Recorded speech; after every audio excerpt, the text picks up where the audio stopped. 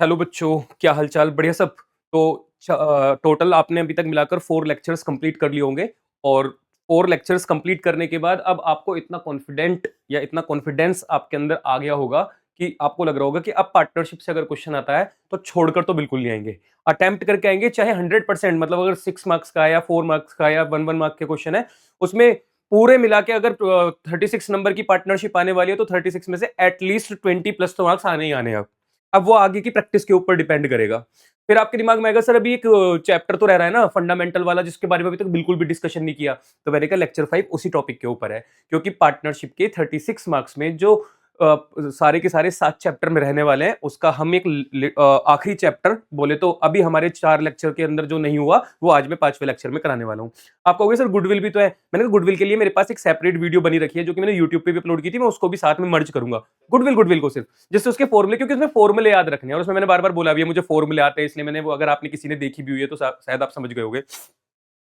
Mainly जो मुझे आज आपको कराना है वो कराना है फंडामेंटल चैप्टर। और फंडामेंटल चैप्टर में भी जो इंपॉर्टेंट टॉपिक होते हैं वो मेरे पॉइंट ऑफ व्यू से 3 रहते हैं। एक लास्ट वाला जो मैंने नहीं अभी कराना है वो मैं कराऊंगा बाद में मतलब कुछ ऐसी चीजें जो छोटी मोटी हैं वो फालतू की हैं वो मुझे बाद में करानी है। फिलहाल मुझे आपको सिखाना है कि कैसे क्वेश्चंस किए जाते हैं, एग्जाम में कौन से क्वेश्चन ज्यादा इंपॉर्टेंट होते हैं, उनको कैसे करना है। तो उसी को ध्यान में रखते हुए मैं आपको 3 टॉपिक कराऊंगा। जो नहीं कराऊंगा वो रहेगा गारंटी, उसको मैं साइड में रख दूंगा थोड़ी देर के लिए।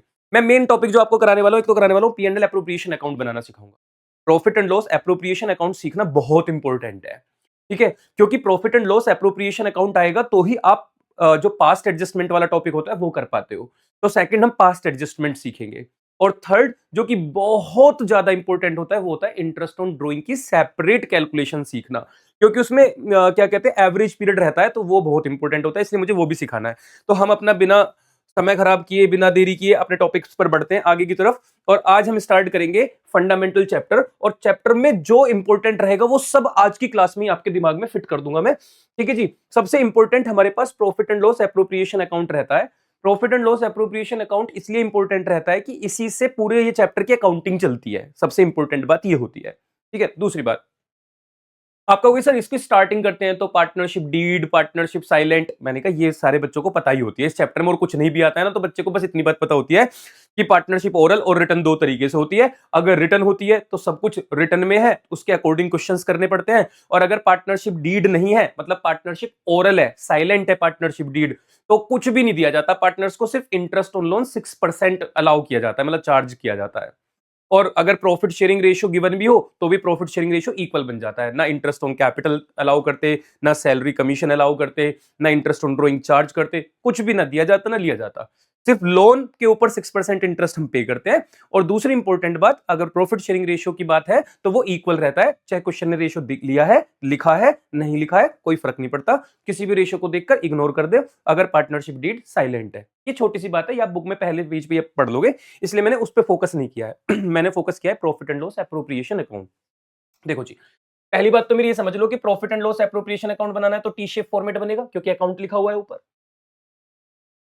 ठीक है जी। एक साइड क्रेडिट की साइड होती है जो कि राइट हैंड साइड होती है, तो ये वाली साइड क्रेडिट है और ये वाली साइड डेबिट की रहेगी। Format particulars amount, particulars amount. आजकल तुम्हें पता है ये जो वोटर कार्ड वगैरह बनाने के लिए एक वो पॉलिटिकल वो आपका कुछ लेना देना नहीं है, वैसे आप सब 18 से नीचे हो, लेकिन फिर भी आपने सुन लिया होगा वो CISR करके कुछ चल रहा है। अजीब सा पता नहीं क्या चल रहा है, चल रहा है। ठीक है, आप कहोगे क्यों बोला? मैंने कहा ऐसे मुझे याद आ गया कि कुछ ऐसा चल रहा है। चलो ठीक है, अब क्या करते हैं, profit and loss appropriation account बनाना है। तो profit and loss appropriation account में इधर की तरफ सबसे फर्स्ट नेट प्रॉफिट लिखा जाता है। आज मैं एप्रोप्रिएशन के तुम्हें सारे क्वेश्चन सिखा दूंगा। टफ और इजी कोई भी क्वेश्चन आ जाए एग्जाम में आप करके आओगे। मैं सारे एप्रोप्रिएशन के सारे केस पढ़ा दूंगा, तुम्हें इतना बढ़िया पढ़ा दूंगा, आप कहोगे सर मजा आ गया, एप्रोप्रिएशन अकाउंट में कोई गलती नहीं करेंगे। और अगर आपने एप्रोप्रिएशन में गलती नहीं की तो आप पास्ट एडजस्टमेंट में भी कोई गलती करके नहीं आओगे। ध्यान रखना मेरी बात को, मैं सिखाता हूं। देखो, आप यहाँ नेट प्रॉफिट लिखते हो, लेकिन नेट प्रॉफिट लिखने से पहले जो भी क्वेश्चन में प्रॉफिट मिलेगा उसमें से माइनस कर दिया करना इंटरेस्ट ऑन लोन। अगर क्वेश्चन में लिखा हुआ है इंटरेस्ट ऑन लोन माइनस करना, ठीक है, माइनस रेंट अगर क्वेश्चन में लिखा है, माइनस मैनेजर कमीशन अगर क्वेश्चन में, ठीक है। क्वेश्चन में पढ़ के पता चलेगा। अगर किसी, वही जो भी मैं कह रहा था ना, पार्टनरशिप डीड साइलेंट है तो 6% लोन पे इंटरेस्ट खुद से देते हैं, वही वाला interest on loan. Rent question में लिखा है तो माइनस करेंगे। मतलब नेट प्रॉफिट डायरेक्ट देखा और भाग के लिख देना नहीं है। नेट प्रॉफिट लिखने से पहले ये चेक कर लेना कि इंटरेस्ट ऑन लोन या फिर रेंट या फिर मैनेजर कमीशन, या तीनों में से कोई दो, या तीनों के तीनों, या तीनों में से कोई एक चीज क्वेश्चन में गिवन तो नहीं है। अभी हम प्रैक्टिकल करेंगे तो हमें समझ में आ जाएगा। अगर है तो पहले उनको लेस करो, फिर आउटर कॉलम में बैलेंस लिखा जाता है। ये बात ध्यान रखनी है, ठीक है। अब आप उसको आउटर कॉलम में अमाउंट रिकॉर्ड कर देंगे। मान लो 1 लाख रुपए का प्रॉफिट था, उसमें से कुछ इनमें से कोई अमाउंट था, उसको माइनस किया, फिर बाहर लिख दिया, ठीक है। इसके बाद इधर की तरफ इंटरेस्ट ऑन ड्रॉइंग लिखा जाता है। तो profit and loss appropriation account में क्रेडिट साइड, मान लो दो पार्टनर है ए और बी, तो दोनों का अमाउंट लिखा जाएगा। तो profit and loss appropriation account के क्रेडिट साइड सिर्फ दो ही आइटम आते हैं, एक तो नेट प्रॉफिट और एक इंटरेस्ट ऑन ड्रॉइंग। भूलना मत ये वाली बात। नेट प्रॉफिट और इंटरेस्ट ऑन ड्रॉइंग। आप कहोगे सर नेट प्रॉफिट लिख के तो डरा ही दिया, क्योंकि नेट प्रॉफिट में पता नहीं क्या क्या कर दिया। मैंने कहा कुछ नहीं किया, इंटरेस्ट ऑन लोन, रेंट और कमीशन माइनस किया है नेट प्रॉफिट में से, और ये मेरे पास बैलेंस आ गया। पॉइंट समझ में आया?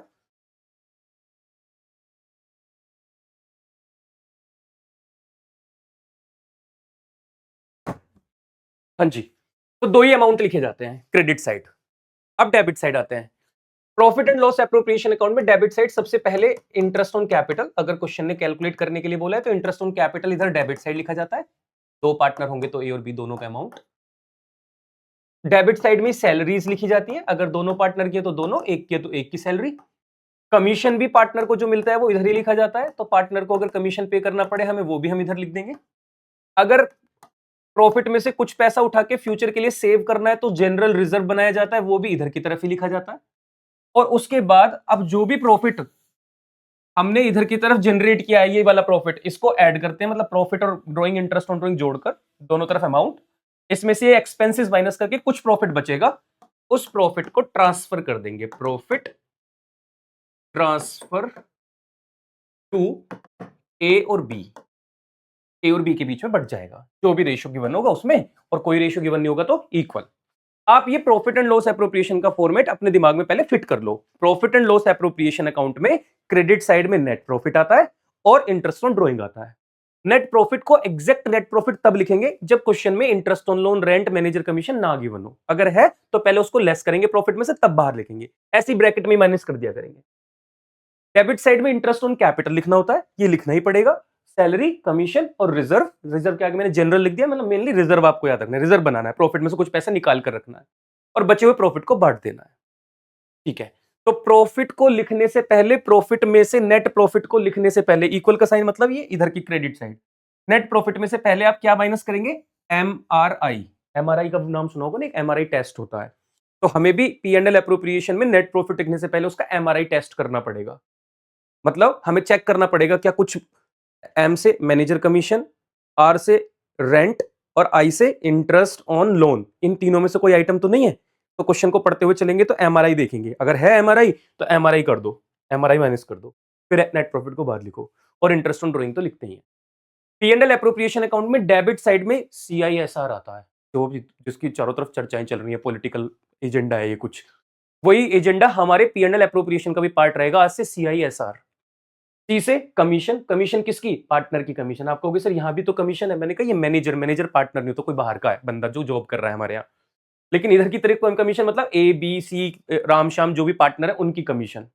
आई से इंटरेस्ट ऑन कैपिटल, एस से सैलरी और आर से रिजर्व। ये चार चीजें लिखी जाती हैं। C I S R commission, C के बाद एस, एस से salary, I C I sorry I के इंटरेस्ट ऑन कैपिटल, एस से सैलरी, आर से रिजर्व। ये चार चीजें इधर लिखी जाती हैं। इनमें से एस आप कहोगे सर सिर्फ इंटरेस्ट ही लिखा है, तो बस इंटरेस्ट लिख देना, एस आर सी इसकी जरूरत नहीं पड़ेगी, ठीक है जी, बहुत बढ़िया।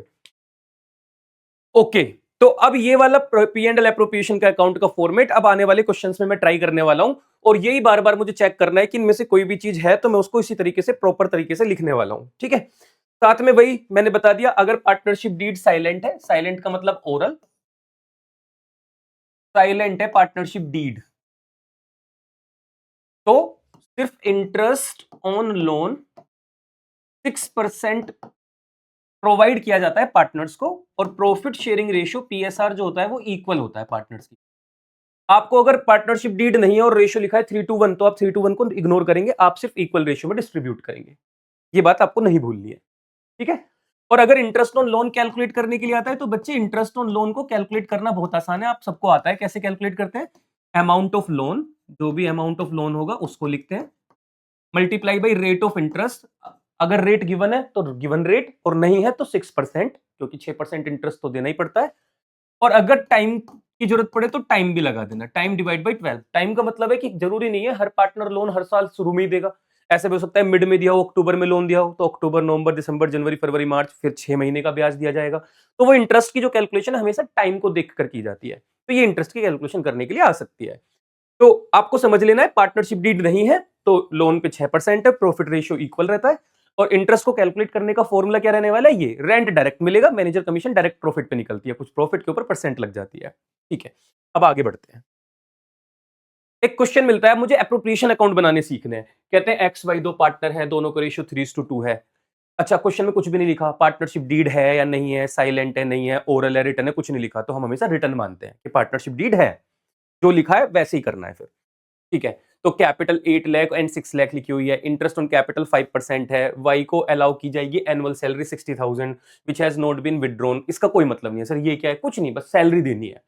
Profit for the year ended before interest on capital but after charging Y salary 2,40,000। कहते हैं वाई की सैलरी चार्ज, मतलब यहाँ पे ऐसे लिखा हुआ है ना, आफ्टर के बाद, ये जो आफ्टर वर्ड लिखा है, जैसे प्रॉफिट की मैंने आपको कि नेट प्रॉफिट या प्रॉफिट जो था वो interest on capital before, before का कोई मतलब नहीं है, बिफोर बिफोर बिफोर चलते रहो, लेकिन आफ्टर जहां पे लिखा दिख जाए, आफ्टर के बाद कोई आइटम लिखा हुआ है तो वो वापस से प्रॉफिट में एड बैक करना पड़ता है, क्योंकि इसका मतलब प्रॉफिट नॉर्मल प्रॉफिट नहीं है, इसमें से कोई चीज आफ्टर का मतलब माइनस हो चुकी है।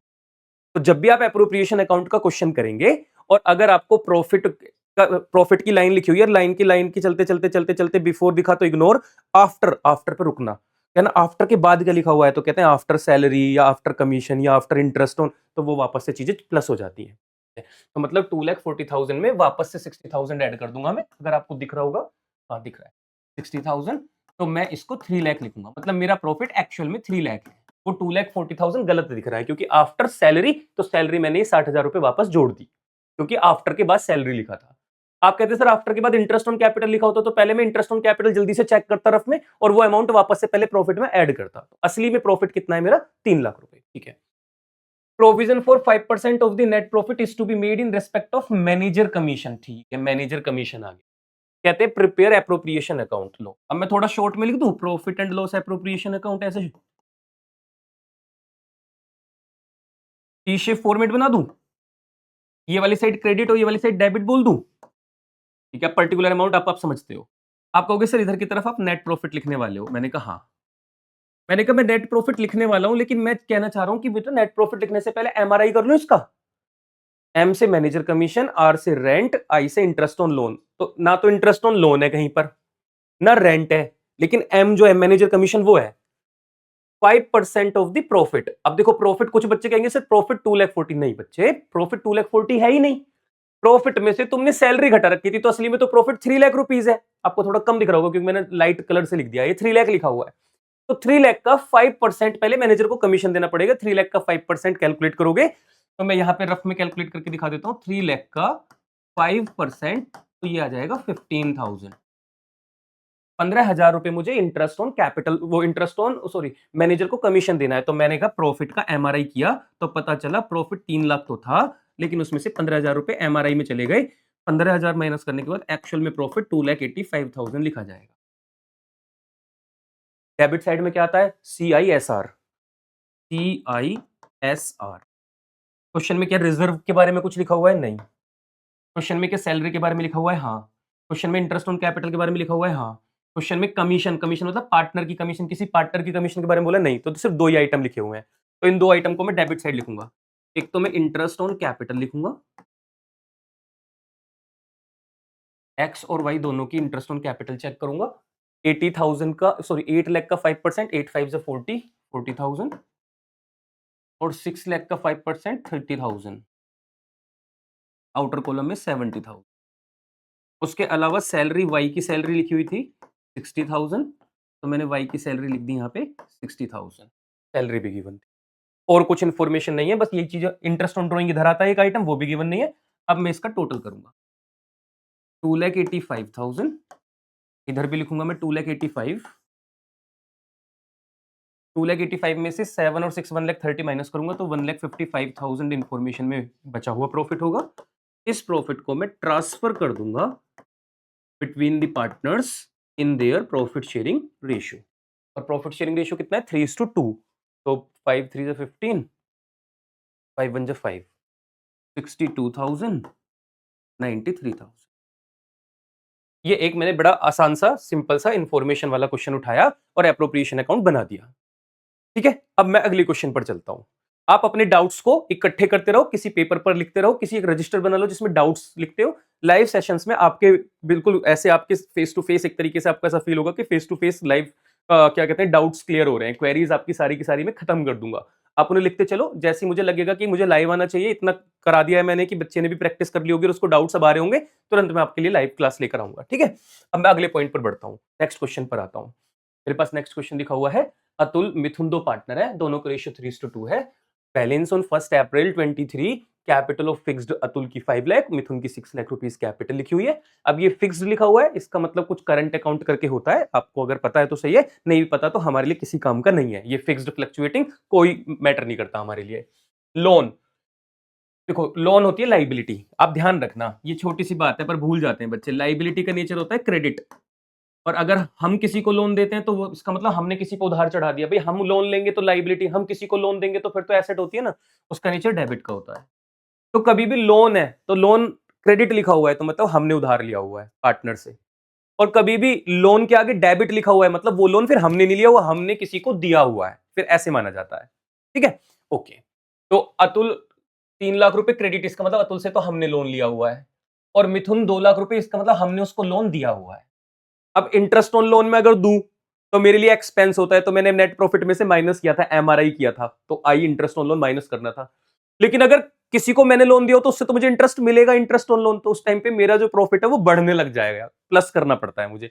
तो मतलब मैं इंटरेस्ट के लोन के ऊपर इंटरेस्ट दूंगा तो मेरा खर्चा मतलब माइनस करना होता है। और अगर मैंने किसी को लोन दिया उस पर मुझे वापस से इंटरेस्ट मिल जाएगा तो मेरा प्रॉफिट थोड़ा बढ़ जाएगा, तो मैं वापस प्लस कर दिया करूंगा। ठीक है, it was agreed to allowed and charge interest on 8% per annum. और कहते हैं ये एग्री भी हो गए कि जो लोन है इस पे 8% का इंटरेस्ट रहेगा, पार्टनरशिप डीड में लिखा हुआ है। Allow interest on capital 10%, interest on capital भी लिखा हुआ है। इंटरेस्ट ऑन ड्रॉइंग 5,000 रुपए देनी है, 5,000 ईच लिखा हुआ है। प्रॉफिट बिफोर, बिफोर लिखा है तब तक कोई टेंशन नहीं है। गिविंग इफेक्ट ये 2,28,000, सब कुछ नॉर्मल है। एप्रोप्रिएशन अकाउंट बनाना है, तो मैं फॉर्मेट बनाता हूँ P&L एप्रोप्रिएशन अकाउंट।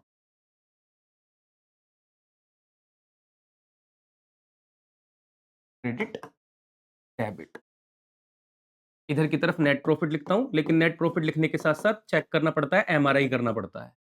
मैंने कहा प्रॉफिट 2,28,000 ब्रैकेट में इसलिए लिख रहा हूं क्योंकि एमआरआई करना पड़ेगा, क्योंकि यहाँ पे एमआरआई करने के ऑप्शन है। क्यों? क्योंकि इंटरेस्ट ऑन लोन देना पड़ेगा 8%, वो भी क्योंकि क्वेश्चन में लिखा हुआ है। 3 लाख का 8% कैलकुलेट करोगे 24,000 आएगा, तो ये 24,000 मुझे लेस करना पड़ेगा। साथ ही साथ ये 2 लाख रुपीस का लोन मैंने दिया होगा तो मुझे इस पे वापस से 8% मतलब इंटरेस्ट बैक हो जाएगा।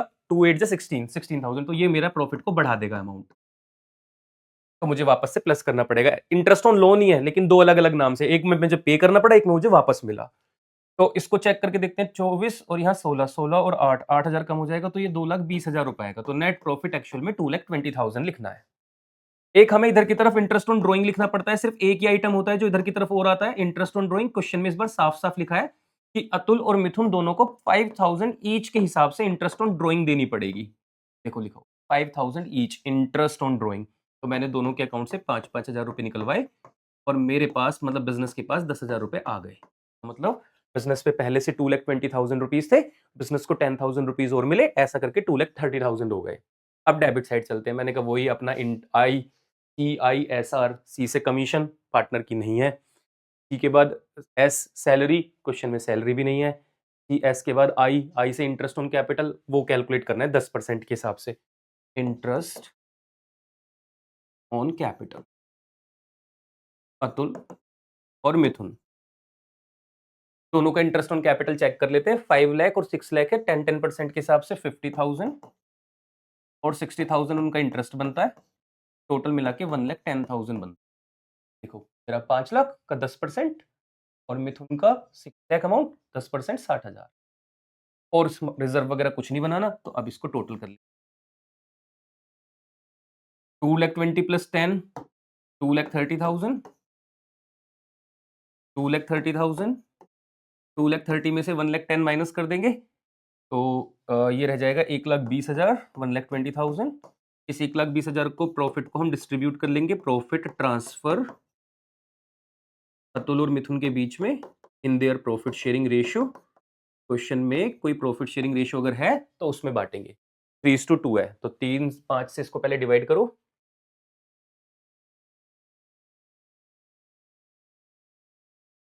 ये हमने डिस्ट्रीब्यूट कर। तो जब भी हमारे पास एप्रोप्रिएशन का क्वेश्चन आएगा तो हमें बस यही करना है। ध्यान रखना, profit and loss appropriation account profit को बांटने के लिए बनाया जाता है। जो भी प्रॉफिट होता है उसको हमें पार्टनर्स के बीच में डिस्ट्रीब्यूट करना पड़ता है और पार्टनर्स के बीच में डिस्ट्रीब्यूट करने के लिए हमें एक अकाउंट बनाना पड़ता है। हमें प्रॉफिट मिल रहा है, हम उसमें से खर्चे कर रहे हैं और उसके बाद अपने बचे हुए प्रॉफिट को बांट रहे हैं। ठीक है, ऐसे ही करना होता है हर बार। अभी मैं तुम्हें नेक्स्ट क्वेश्चन पे लेकर चलता हूं। क्वेश्चन में लिखा हुआ है रीमा सीमा दो पार्टनर है, दोनों का रेशियो इक्वल है। पार्टनरशिप डीड में प्रोवाइड किया गया कि रीमा और सीमा को सैलरी मिलेगी 15,000 ईच, मंथली सैलरी। कौन सी सैलरी लिखी हुई है? मंथली। अब आप जब अकाउंट्स बनाते हो वो एनुअल बनाते हो, 31 मार्च को बनाते हो, ईयर एंड हो जाता है, प्रॉफिट हो जाता है तो प्रॉफिट को बांटा जाता है। तो पूरे साल में जो प्रॉफिट कमाया उस प्रॉफिट को बांटने के लिए एप्रोप्रिएशन अकाउंट बन रहा है। तो इसके अंदर इंटरेस्ट, सैलरी, कमीशन सब पूरे साल का लिखा जाता है। और अगर हमारे पास कोई चीज मंथली लिखी हुई है तो मैं उसे मंथली नहीं, मैं उसे एनुअल में कन्वर्ट करूंगा, साल में। तो 15,000 की पहले मुझे 12 से मल्टीप्लाई करनी पड़ेगी क्योंकि महीने लिखे हैं और मुझे किस में कन्वर्ट करना है? ईयर में। तो 12 से मल्टीप्लाई कर लूंगा। तो मैं इधर की तरफ तुम्हें करके दिखा देता हूं। सैलरी रफ में रीमा और सीमा दोनों की सैलरी 15,000 रुपए ईच है, तो 15,000 इंटू 12 करना पड़ेगा। ठीक है, तो ये आ जाएगा 1,80,000 रीमा की सैलरी और 1,80,000 सीमा की सैलरी। ये दोनों हमने पॉइंट लिख दिए। ठीक है, इंटरेस्ट ऑन कैपिटल भी अलाउ करना और इंटरेस्ट ऑन कैपिटल 5% अलाउ करना। ठीक है, और इंटरेस्ट ऑन ड्रॉइंग चार्ज कर लेना 10%। ठीक है, तो पहले मैं इंटरेस्ट ऑन कैपिटल कैलकुलेट कर लेता हूं। देयर कैपिटल वाज ₹5 लाख, तो इंटरेस्ट ऑन कैपिटल, रीमा की कैपिटल कितने परसेंट? 5 लाख के ऊपर इंटरेस्ट ऑन कैपिटल कितना है? 5%। देखो मेरा इंटरेस्ट ऑन कैपिटल 5%, तो 5 लाख का 5% 25,000 और सीमा का भी 25,000 रुपए का अमाउंट निकल। ओके, ये भी कैलकुलेट कर दिया मैंने, रफ में कैलकुलेट कर लिया मैंने साइड में। उसके बाद इंटरेस्ट ऑन ड्राइंग भी चार्ज चेक कर लेते हैं। तो आईओडी, शॉर्ट में आईओडी लिख रहा हूं, इंटरेस्ट ऑन ड्राइंग, रीमा और सीमा। यहां पे एक मैं बात बताऊंगा तुम्हें याद रखने के लिए सिर्फ। ठीक है, क्या बात बताऊंगा जरा सुनना। अगर उनकी ड्राइंग 60,000 ईच है तो 60,000 का 10% कैलकुलेट करोगे तो 6,000 रुपए आता है। 60,000 का 10% 6,000। लेकिन इंटरेस्ट ऑन ड्राइंग जब भी कैलकुलेट की जाती है तो जो अमाउंट आता है उसका हाफ, आधा करके अमाउंट लिखते हैं। तो 6,000 का आधा 3,000 और 6,000 का आधा 3,000। मुझे 3,000 और 3,000 मिला के 6,000 रुपए लिखना होगा। आप कहोगे सर ये हाफ क्यों किया? सुनो, जब भी ड्राइंग की जाती है, जैसे पार्टनर ने ड्राइंग की 60,000, तो हमें ये नहीं पता कि ये 60,000 रुपए इसने इस साल के स्टार्टिंग में निकाले थे या इस साल के किसी कौन से महीने में निकाली है ये ड्राइंग, ये नहीं पता चल रहा। बस ये कहा है क्वेश्चन में उसने ड्यूरिंग द ईयर 60,000 रुपीज निकाले। जब कुछ भी नहीं पता चलता तो हम ये मानते हैं, जब डेट नहीं पता चलती कौन सी तारीख को ड्राइंग कर रहे हो, तो हम हमेशा ये मानते हैं कि तुमने ईयर के मिड में, एक अच्छा एजम्पशन यही होती है कि ईयर के मिड में निकाली होगी, ना तो साल के बिल्कुल स्टार्टिंग में निकाली होगी ना एंड में, बीच में निकाली होगी। तो बीच का मतलब आधे साल में। तो ड्राइंग जो लगेगा वो भी आधे साल का ही दिया जाएगा, इंटरेस्ट ऑन ड्राइंग जो पार्टनर से मांगते हैं हम। तो 60,000 का 10% 6,000 बनता, लेकिन मैंने 6,000 का आधा 3,000 रुपए लिखा क्योंकि 6/12 भी किया उसको। आप कहोगे सर चेक एक बार कैलकुलेट करके बता दो। मैंने कहा ठीक, कैलकुलेट कर यहाँ बता देता हूँ। 60,000 रुपीज की ड्राइंग थी, उसके ऊपर मैंने 10% इंटरेस्ट लगाया, लेकिन 6 महीने का। 0 से 0 कैंसिल, 0 से 0 कैंसिल, 6 2 12, 2 3 6, तो ये 3,000 रुपीज दोनों का सेम आएगा क्योंकि दोनों की ड्राइंग सेम है। ठीक है, तो मुझे बड़ा अच्छा सा चल रहा है क्वेश्चन। मुझे, मैंने सारी वर्किंग कर ली है, अपनी कैलकुलेशन वगैरह कर लिया। अब मुझे सिर्फ क्या करना है, एप्रोप्रिएशन अकाउंट बनाना है। और मुझे क्या करना होता है, मेरा जो प्रॉफिट होता है उस प्रॉफिट में से मुझे पार्टनर्स को ये सारी चीजें देनी होती है। पार्टनर जो होते हैं मालिक होते हैं बिजनेस के, और मालिक बिजनेस से पैसा लेते हैं जब बिजनेस अच्छा प्रॉफिट कमाता है। इसलिए प्रॉफिट में से जब पार्टनर्स को पैसा मिलता है, इसलिए इसको एप्रोप्रिएशन वर्ड बोला जाए। एप्रोप्रिएशन का मतलब ही होता है कि बिजनेस को प्रॉफिट हुआ है तो प्रॉफिट में से चीजें बांटो। बांटने के लिए वर्ड यूज किया जाता है एप्रोप्रिएशन। समझ में आया? अगर बिजनेस को प्रॉफिट की जगह लॉस हो गया, तो क्या एक मालिक अपने बिजनेस में लॉस होने पे भी ये कहता है मुझे तो पैसा दो? फिर तो सर उल्टा लगाना पड़ता है मालिक को। ध्यान रखना ये वाली बात। तो प्रॉफिट होता है तो पार्टनर सैलरी लेते हैं, प्रॉफिट होता है तो पार्टनर्स इंटरेस्ट ऑन कैपिटल लेते हैं, प्रॉफिट होता है तो पार्टनर्स कमीशन मांगते हैं, प्रॉफिट होता है तो कुछ पैसा रिजर्व में सेव कर लिया जाता है अगर प्रॉफिट होता है तो। आगे बढ़ते हैं। कहते हैं फर्म ने इनकर्ड किया लॉस। लो धत तेरे की भसड़ हो गई है, लॉस हो गया 1 लाख रुपए और कहते हैं अप्रोप्रिएशन अकाउंट बनाओ। मैंने कहा लो जी तुम्हारी इच्छा, पी एंड एल अप्रोप्रिएशन है और फॉर्मेट बना देते हैं ये वाला, क्रेडिट डेबिट। इस बार लॉस हुआ, जब प्रॉफिट होता है तो इधर लिखते हैं, लॉस होगा तो इधर की तरफ लिखा जाएगा, to net loss. Net loss लिखने से पहले फिर से देख लो क्या क्वेश्चन में एमआरआई तो नहीं है। अगर एमआरआई होता तो जैसे प्रॉफिट में से सब माइनस हो रहा था, लॉस में उल्टा, लॉस में सारी चीजें प्लस हो जाती हैं। लेकिन इस क्वेश्चन में कुछ भी नहीं है, ना इंटरेस्ट ऑन लोन है, ना मैनेजर कमीशन है, ना रेंट है, कुछ भी नहीं है। तो मैं नेट लॉस को सीधा सीधा 1 लाख रुपए लिख देता हूं। मालिक को लॉस हुआ। अब मुझे बताओ मालिकों को लॉस हुआ तो क्या मैं 1,80,000 रुपए की सैलरी दे सकता हूँ? लॉस में है business। क्या मैं IOC interest on capital partners को दे सकता हूँ? नहीं, लॉस में है बिजनेस। क्या मैं पार्टनर से, मैं का मतलब बिजनेस, क्या बिजनेस पार्टनर से इंटरेस्ट ऑन ड्राइंग मांग सकता है? हाँ सर, लॉस होने पे जितना पैसा मिल जाए कहीं से पार्टनर से या जैसे भी, उसको ले लेना चाहिए। तो इंटरेस्ट ऑन ड्राइंग तो इधर लिखना सीखा है ना, यहाँ पे नेट प्रॉफिट और उसके नीचे इंटरेस्ट ऑन ड्राइंग लिखते हैं। तो प्रॉफिट नहीं है तो सीधा ड्राइंग का ही नाम लिख देते हैं। रीमा और सीमा दोनों इंटरेस्ट ऑन ड्राइंग देंगे 3,000 रुपए, टोटल मिला के मुझे 6,000 रुपए इंटरेस्ट ऑन ड्राइंग मिल जाए बिजनेस को। अब और क्वेश्चन में कोई इन्फॉर्मेशन नहीं है, तो अब हम इसको टोटल करते हैं और अपना आंसर को बंद करते हैं। इस बार क्वेश्चन में 1 लाख रुपए का लॉस था, तो दोनों तरफ 1 लाख लिखा। जिधर का टोटल ज्यादा होता है दोनों तरफ वही अमाउंट लिखा जाता है। अगर क्रेडिट का ज्यादा होता तो क्रेडिट का ही टोटल इधर आता, उसमें से डेबिट कम होता है तो बचता है बैलेंस। इस बार लॉस ज्यादा है तो लॉस को दोनों तरफ लिखा, लॉस में से इसको कम करके 94,000 और हम लिखेंगे बाय लॉस ट्रांसफर। अब लॉस बढ़ जाएगा, प्रॉफिट और लॉस को बांटने का रेशियो सेम होता है, जो पीएसआर होता है इक्वल है ना, तो अब की बार दोनों के बीच में ये इक्वल इक्वल डिस्ट्रीब्यूट होगा। रीमा और सी 47,000 47,000 बराबर बराबर बांट दिया। ठीक है, तो इस तरीके से हम अपने क्वेश्चंस करते हैं। अगर प्रॉफिट नहीं होता तो हम पार्टनर्स को फिर उतना पैसा नहीं देते। आप कहते हैं सर मान लो प्रॉफिट होता लेकिन कब होता, तो जितना प्रॉफिट होता बस उतना ही बटता, फालतू का पैसा नहीं बांटा जाता पार्टनर्स की। आप कहते हैं अगर पार्टनर्स ये कहने लगते हैं हमें नहीं फर्क पड़ता प्रॉफिट है या लॉस, हमें तो हमारा पैसा दो। अब जब क्वेश्चन ही ऐसा लिख दे कि नहीं पार्टनर तो मांग ही रहे हैं और आपको देना ही है, तो फिर बच्चे लॉस होने पे भी आईओसी भी दे देना, सैलरी भी दे देना। लेकिन क्वेश्चन चिल्ला चिल्ला के कह रहा हो कि पार्टनर्स एप्रोप्रिएशन नहीं चाहते, पार्टनर तो चाहते हैं ये सारा पैसा चार्ज है। चार्ज, चार्ज एक वर्ड यूज किया जाता है जब भी क्वेश्चन ये लिखना चाहता है ना कि प्रॉफिट हो या लॉस, पार्टनर तो बेवकूफ है, तो मैं कुछ और शब्द यूज कर देता भी उल्टा, कहते हैं पार्टनर तो बेवकूफ है। तो फिर अब आप अपने हिसाब से सोच लेना कि पार्टनर क्या है ना, कि पार्टनर तो बेवकूफ है, वो तो मांगेंगे तो उसके लिए बेवकूफ वर्ड के लिए लिख के देगा चार्ज, कि interest on capital charge, salary charge, ऐसे चार्ज लिख देगा वो, तो फिर जबरदस्ती देना पड़ेगा। अभी चेक करेंगे, चलो आगे बढ़ते हैं। देखते हैं क्या लिखा हुआ है। कहते हैं भानु प्रताप, मुझे तो लग रहा है यही वही आगे दिखे हैं बेवकूफ वाला क्वेश्चन। भानु और प्रताप दो पार्टनर है, दोनों का रेशियो इक्वल है। उनकी फिक्स्ड कैपिटल 1 अप्रैल को 8 लाख और 10 लाख थी। उनकी ड्राइंग जो थी वो 50,000 और 1 लाख है। इंटरेस्ट ऑन कैपिटल चार्ज करना है, इंटरेस्ट ऑन कैपिटल क्या टर्म लिखी हुई है, चार्ज। अब से पहले आपने कहीं भी इंटरेस्ट ऑन कैपिटल चार्ज नहीं लिखा देखा होगा, अलाउ देखा होगा, आपको चेक करो। मैंने कहा देखो आओ,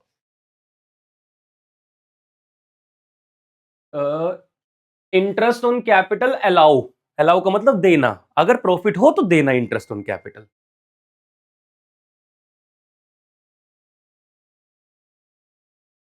partnership deed provide to allow interest on capital, interest on capital allow करना।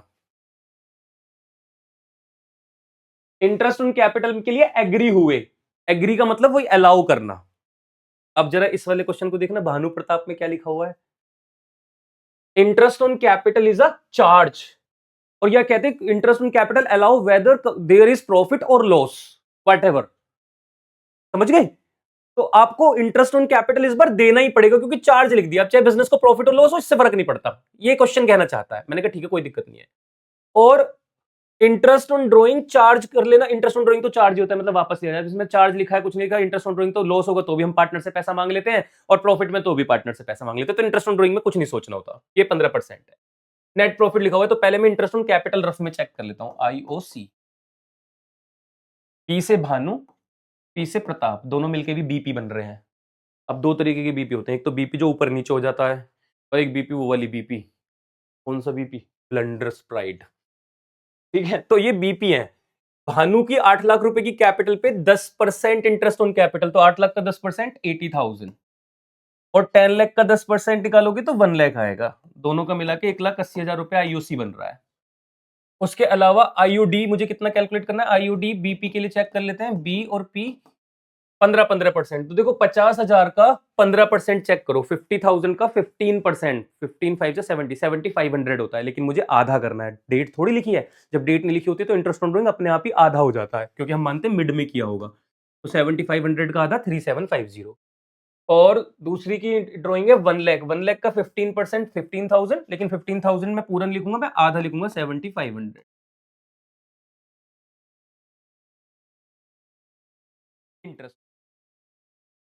और तो नेट प्रॉफिट 30,000 है। एप्रोप्रिएशन अकाउंट बनाना है, profit and loss appropriation account, credit debit. Net profit है क्वेश्चन में, तो नेट प्रॉफिट लिखो। By net profit. MRI check कर लो एक बार। क्वेश्चन में manager commission, interest on loan, sale क्या कहते हैं, रेंट नहीं लिखा कुछ भी, तो सीधा ये 1,20,000 इधर आ जाएगा। आईओडी इधर की तरफ एक और आइटम आता है, इंटरेस्ट ऑन ड्रॉइंग बोलते हैं जिसको, वो तो लिखना ही पड़ता है चाहे क्वेश्चन में कुछ भी हो। भानु और प्रताप दोनों का अमाउंट लिख देते हैं 3,750, 7,500, 11,250। क्वेश्चन में इंटरेस्ट ऑन कैप। अब देखो इन दोनों को टोटल करके देखोगे ना, तो 1,20,000 प्लस 1 2 और 1 3, 1,31,250 बैठ रहा है। और सिर्फ आईओसी कितना बैठ रहा है? 1,80,000। अगर ये पार्टनर इंटरेस्ट ऑन कैपिटल ले लें तो बिजनेस लॉस में चला जाएगा। लेकिन क्वेश्चन ने क्या कहा? चार्ज मांग रहे हैं, ये ना मान रहे पार्टनर। हमने कहा ना मान रहे तो लो, to interest on capital Bhanu और प्रताप, एक को 80,000 रुपये आईओसी दे देते हैं, और एक को 1 लाख रुपए आईओसी दे देते हैं, और टोटल 1,80,000 रुपये आईओसी दे। और क्वेश्चन में कोई इन्फॉर्मेशन नहीं है, CISR करने की जरूरत ही नहीं है, क्योंकि ना तो कमीशन देना मैनेजर को, ना मैनेजर सॉरी, ना तो पार्टनर को कमीशन देना, ना पार्टनर की सैलरी लिखी, ना रिजर्व बनाना, कुछ नहीं बनाना। तो अब इसको टोटल कर लेते हैं। 1,30,000 सॉरी, इधर का ज्यादा होता है वो लिखा जाता है ना पहले, तो ये टोटल ज्यादा है। 1,80,000, 1,80,000, 1,80,000 में से लेस करते हैं, कैलकुलेटर का यूज कर लेता हूँ।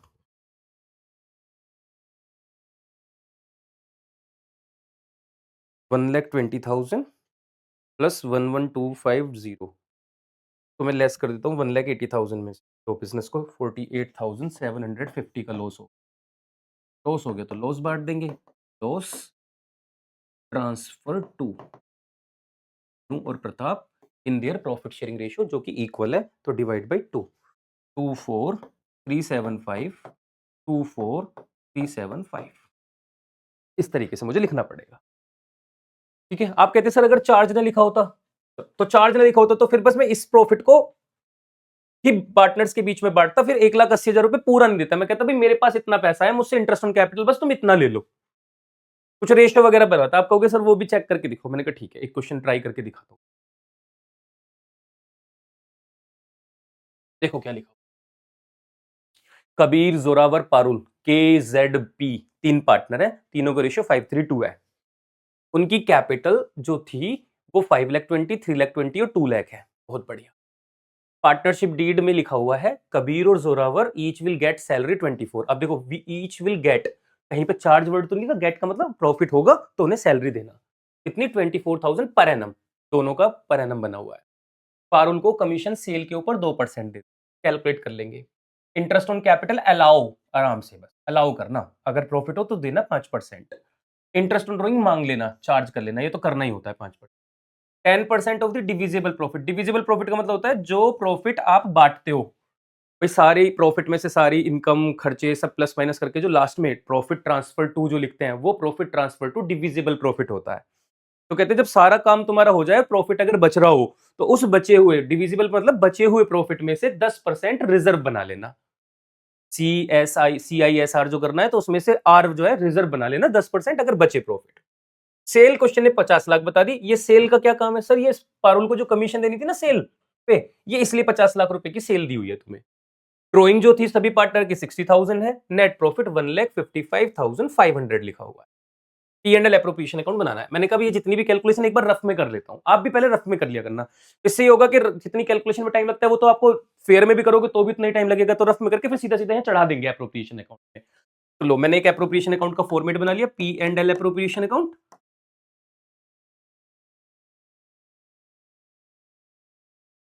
क्रेडिट, डेबिट, मुझे यहाँ चीजें चढ़ानी है, उससे पहले मैं रफ में एक बार कैलकुलेशन कर लेता हूँ। एक बार नाम लिख लेता हूँ, कबीर, जोरावर और पारुल। मैंने कहा हाँ बताओ जी तुम्हें क्या क्या मिलना है। कहते हैं एक तो इन दोनों को सैलरी दे देना, कबीर और जोरावर को सैलरी दो पार्टनर को मिलेगी। इसको 24,000 और इसको 24,000। अगर मैं इनका टोटल भी करके देखूं तो सैलरी का तो 48,000 रुपीज तो सैलरी मिलेगी दोनों की मिलाकर। ये खर्चा है, बिजनेस को खर्चा करना है 48,000 रुपए सैलरी के नाम से। उसके अलावा पारुल को कमीशन मिलेगा। हमने कहा ठीक है, पारुल को कमीशन मिलेगा। कितना कमीशन मिलेगा? 2% सेल का। सेल है 50 लाख, 50 लाख का 2% चेक करोगे तो ये आएगा 10,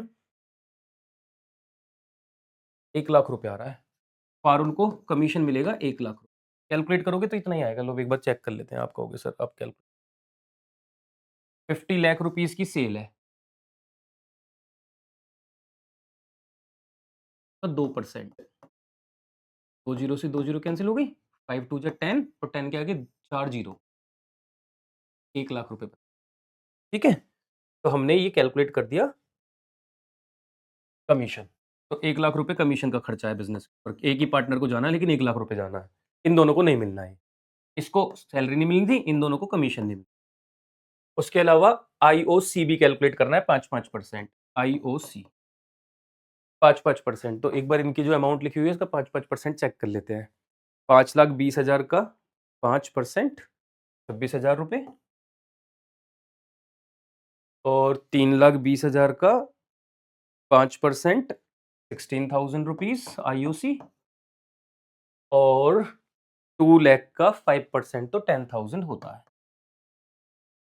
इनको एक बार ऐड करके देख लेते हैं। तो IOC के नाम पे कितना खर्चा होने वाला है? 26, 36, 46, 52, 52,000 रुपीज का ये IOC का खर्चा। तो CISR के CIS 3 मिल गए और R भी है, रिजर्व भी बनाना अगर बचे प्रॉफिट। तो पहले चेक कर लेते हैं कि प्रॉफिट कितना बचेगा। इनको टोटल करके देख लेते हैं एक बार कितना बन रहा है। 8 2 10, 5 4 9 और एक 10, एक और एक 2, 2 लाख रुपए का खर्चा बन रहा है। इन सबको अगर मैं जोड़ता हूं तो मेरे 2 लाख रुपए मेरे पास इतना प्रॉफिट तो होना चाहिए, कम से कम 2 लाख। 2 लाख से ज्यादा होगा तो फिर उसमें से रिजर्व भी बनेगा। जैसे 2 लाख मतलब 2,50,000 होता तो 2,50,000 में से 2 लाख रुपए तो इस नाम से चले जाते, बट जाते पार्टनर्स में, IOC चला जाता, सैलरी चला जाता, कमीशन, अभी भी 50,000 बचते। उस 50,000 का मैं 10% रिजर्व बनाऊंगा और फिर जो मेरे पास पैसा बचेगा उसको मैं पार्टनर्स के रेशियो में बांटूंगा। ठीक है, कितना प्रॉफिट होगा मेरे पास? 2 लाख। अब क्वेश्चन की अगर हम बात करें तो IOC इंटरेस्ट ऑन ड्रॉइंग 5% है। अब इंटरेस्ट ऑन ड्रॉइंग एक बार चेक कर लेते हैं। देखो ड्रॉइंग 60,000 है तो IOD इधर वापस जो मिलेगा पार्टनर से पैसा IOD के नाम से, 60,000 का 5% कितना होता है? 3,000। लेकिन मैं 3,000 का आधा आधा, क्योंकि डेट ऑफ ड्रॉइंग नहीं लिखी हुई तो मैं मानूंगा ईयर के मिड में हुआ होगा। टोटल मिला के मुझे 4500 रुपए और मिल जाएंगे। अब आप मुझे एक बात बताना, प्रॉफिट कितना है आपके पास? 1,55,500।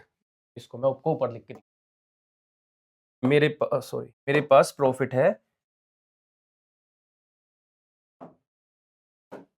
मेरे पास प्रॉफिट है 1,55,500 प्लस 4500, 4,500 मुझे IOD के नाम से मिल जाएंगे, ये जो मुझे एड बैक होंगे। मेरे पास तो अभी भी ले दे के 1,60,000 रुपए हैं और खर्चा कितना बन रहा है उनका? 2 लाख। तो क्या मैं 1,60,000 में से एक बिजनेस 2 लाख रुपए खर्च कर सकता है मालिकों के ऊपर? नहीं। तब तक जब तक मालिक कौन ना हो, भानु प्रताप ना हो। तो ये क्या है, मुझे हमें नहीं फर्क पड़ता, प्रॉफिट कम है तो भी हमें तो पूरा पैसा चाहिए। तो ये तो इस बार है नहीं, भानु प्रताप तो नहीं है। क्यों? क्योंकि कहीं भी नहीं लिखा चार्ज।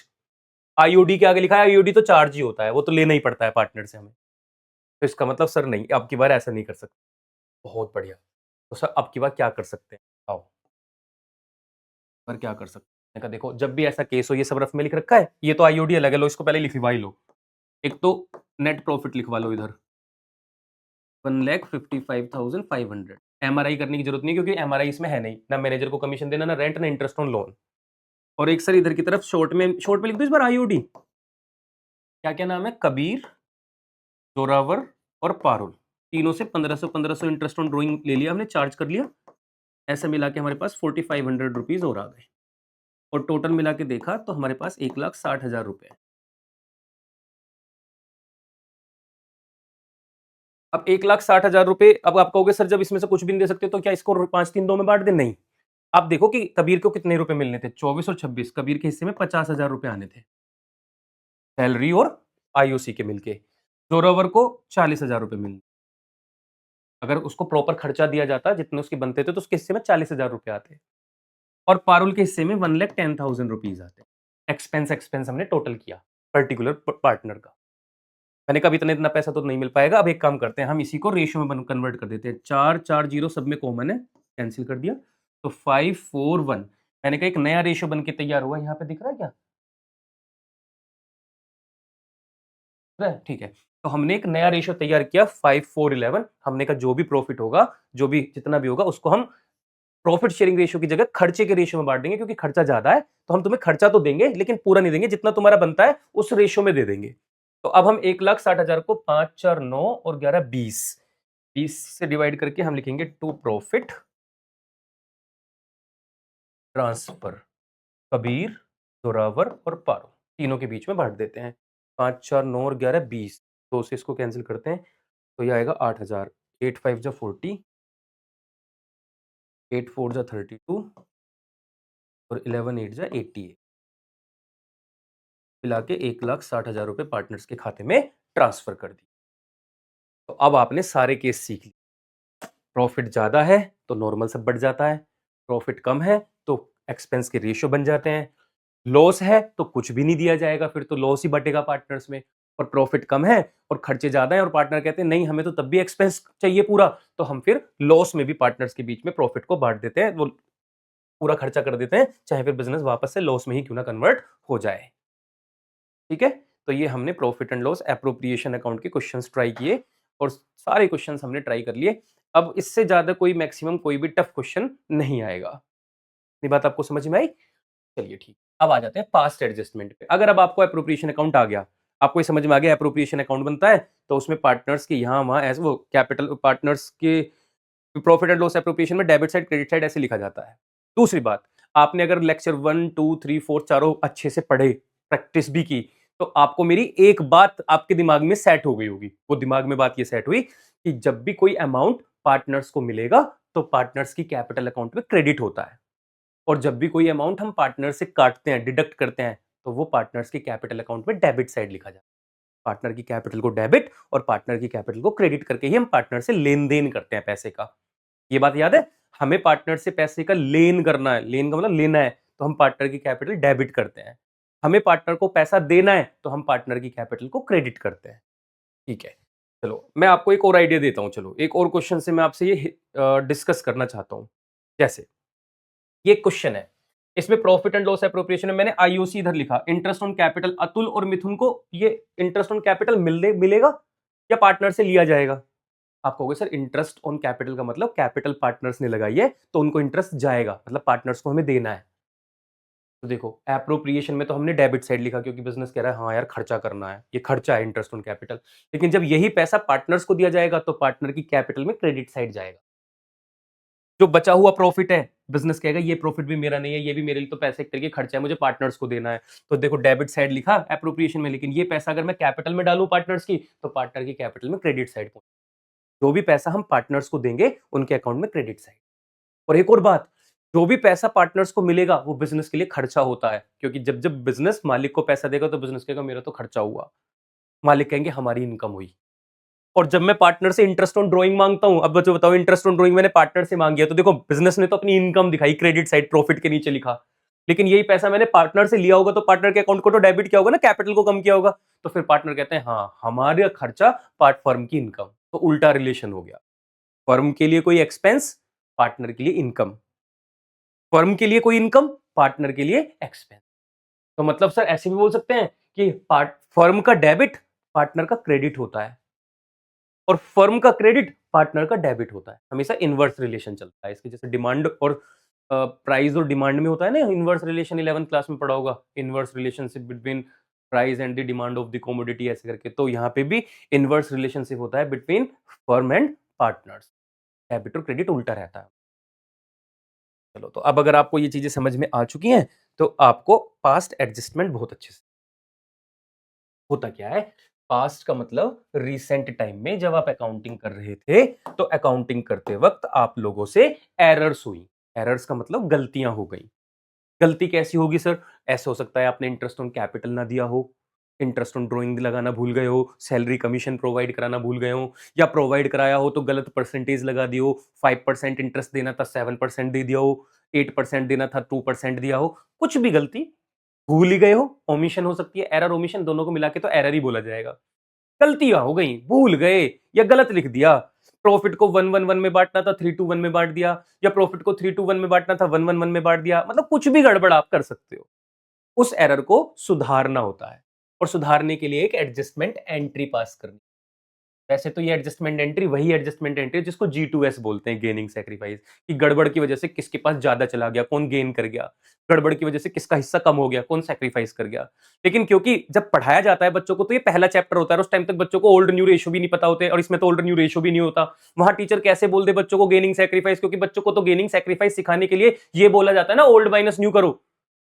तो इसलिए मैंने ओल्ड माइनस न्यू का झंझट ही खत्म कर दिया। मैंने तो ये बताया कि गेनिंग और सैक्रिफाइस का मतलब जिसके हिस्से में ज्यादा आ गया वो गेन कर जाता है, जिसके हिस्से में कम वो सैक्रिफाइस कर जाता है। अच्छा, आप छोड़ दो, पहले ही लेक्चर में आपको एडजस्टमेंट एंट्री बोली थी। एडजस्टमेंट एंट्री का क्या मतलब होता है? गेनिंग टू सैक्रिफाइस, यही सिखाई थी ना एडजस्टमेंट एंट्री। मैं यहाँ पे भी एडजस्टमेंट एंट्री बनाऊंगा, यहाँ पे भी गेन और सैक्रिफाइस करना सिखाऊंगा। चेक करके दिखाता हूँ कैसे करते हैं।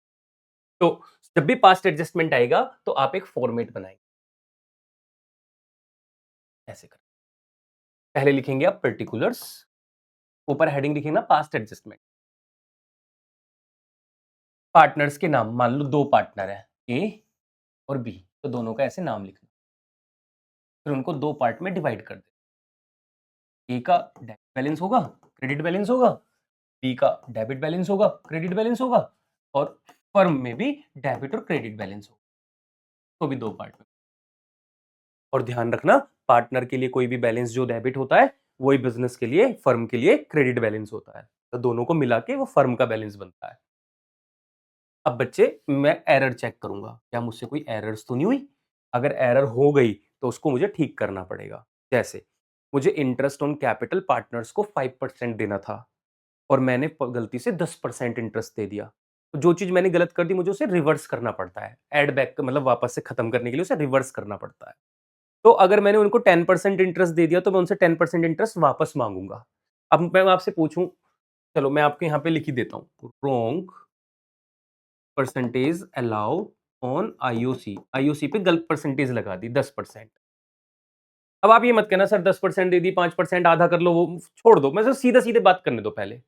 मैं पार्टनर को 10% इंटरेस्ट ऑन कैपिटल दे चुका हूं, जबकि पार्टनरशिप डीड में 5% लिखा था, तो मुझे ये पैसा वापस लेना है। अब आप मुझे बताओ जल्दी से, आईओसी मैंने अगर पार्टनर को दे दिया है तो मुझे बताओ, मैंने पार्टनर के अकाउंट में क्रेडिट साइड डाल रखा होगा या डेबिट साइड? और पार्टनर को आईओसी मिला होगा तो उनके अकाउंट में क्रेडिट साइड पड़ा होगा। मैंने कहा लाओ वापस दो, मैं पार्टनर से पैसा वापस ले रहा हूँ आईओसी का, तो मैं 10% डेबिट कर दूंगा ए का अकाउंट, 10% से बी का अकाउंट डेबिट, और इन दोनों का टोटल फर्म में क्रेडिट साइड, क्योंकि बिजनेस के पास वापस से उतना पैसा आ गया, जो बिजनेस ने पैसा बांटा था वो वापस से बिजनेस ने अपने पास मंगाया पहले 10-10%। अब मैं सही वाला आईओसी अलाउ करूंगा, करेक्ट आईओसी अलाउ करूंगा मैं, जो कि 5% था। अब मुझे वापस से 5% पार्टनर्स को पैसा देना है, तो मैंने उनके अकाउंटों में क्रेडिट कर दिया, और अगर पार्टनर्स को वापस से पैसा दिया गया तो बिजनेस कहेगा चलो मेरे पास से खर्च हो गया इतना पैसा वापस। अब ये चेक किया जाता है, ये काम करने के बाद अब आप कुछ और भी भूल गए हो कुछ, तो वो भी प्रोवाइड करा देंगे, जैसे सैलरी देना भूल गए मान लो, सैलरी अलाउ करना था, भूल ही गए। ये गलत नहीं किया, ये तो भूल ही गए। अब मुझे बताओ, जो चीज लिखी नहीं उसको क्या वापस थोड़ी मांगूंगा? जो चीज मैं अलाउ करना भूल गया, ओमिट हो गया, मुझसे भूल गया, वो मैं सीधा सीधा प्रोवाइड करा दूंगा। मान लो मुझे 1,000 रुपए देने थे दोनों पार्टनर को सैलरी में, तो अब मैं उनको प्रोवाइड करूंगा। बताओ, सैलरी में पार्टनर को दूं तो पार्टनर को कोई भी पैसा मिलेगा तो उनके अकाउंट में क्रेडिट साइड जाएगा, और बिजनेस के लिए खर्चा होगा तो डेबिट साइड लिखा जाएगा। क्योंकि बिजनेस ने 1,000 रुपए दोनों को दिए तो बिजनेस के लिए एक्सपेंस है, पार्टनर का क्रेडिट, फर्म का डेबिट होता है। जब ये काम हो जाता है तो अब मुझे ये चेक करना होता है, बिजनेस ये देखता है कि ये सब करने से क्या, सारी एक्टिविटी करने से कुछ पैसा बचा या सारा एडजस्ट हो गया, तो ऐसा चेक किया जाता है। मान लो क्रेडिट का एग्जांपल है सिर्फ, मान लो क्रेडिट का टोटल आया था 30,000, और डेबिट में जो वापस से इंटरेस्ट ऑन कैपिटल 5% अलाउ किया था, तो ये आया था 13,000, ऐसे मान लेते हैं, ये 13,000 बनता था। कुछ भी होगा, पर मैं तो एक एग्जाम्पल ले रहा हूँ। तो ये क्रेडिट साइड जब हमने वापस किया तो ये 30,000 था, जब मैंने चीजों को ठीक करके लिखा तो 13 और 2 आया। अब बिजनेस ये देखता है कि क्या मेरे पास कुछ पैसा बच रहा है या सब दोनों तरफ बराबर बैठ गया। तो देखते हैं यहाँ 30 और यहाँ 13 टू 15 है। हम कहते हैं एक काम करो, जिधर का ज्यादा है उधर का टोटल कर लो, 30 और 30, और 30 में से 15 माइनस करो तो अभी भी 15,000 रुपए बिजनेस के पास बच गए। बिजनेस कहता है जो भी मेरे पास बचता है पैसा वो भी मेरा नहीं है, सब पार्टनर का ही है। बच गया है, फायदा है तो भी पार्टनर का है, नुकसान है तो भी पार्टनर का है। अब आप मुझे बताओ, अगर ये 15,000 रुपए बच रहे हैं फर्म में डेबिट साइड, तो ये पैसा पार्टनर्स को के अकाउंटों में ट्रांसफर होगा। अब अगर यहाँ डेबिट में बच रहा है तो पार्टनर्स के अकाउंटों में किधर ट्रांसफर होगा? क्रेडिट साइड अकाउंट्स में।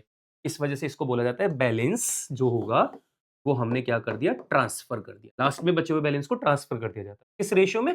कोई जो उनका पीएसआर होता है, प्रॉफिट। फिर ये में चेक किया जाता है कि दोनों में से कौन गेन कर रहा है, कौन सेक्रीफाइस। जो गेन करेगा उसको डेबिट करेंगे और जो सेक्रीफाइस करेगा उसको क्रेडिट करेंगे। G2S की एंट्री बनाएंगे। G2, समझ में आया? तो इसी स्टेटमेंट को जो अभी आप यहां पे देख रहे हो, इसी को मैं आपको करके दिखाऊंगा क्वेश्चंस की फॉर्म में। बस मैं थोड़ा सा गला तर कर लेता हूं अपना पानी से। क्या करें, किस्मत ही ऐसी है, पानी से गला तर करना पड़ता है।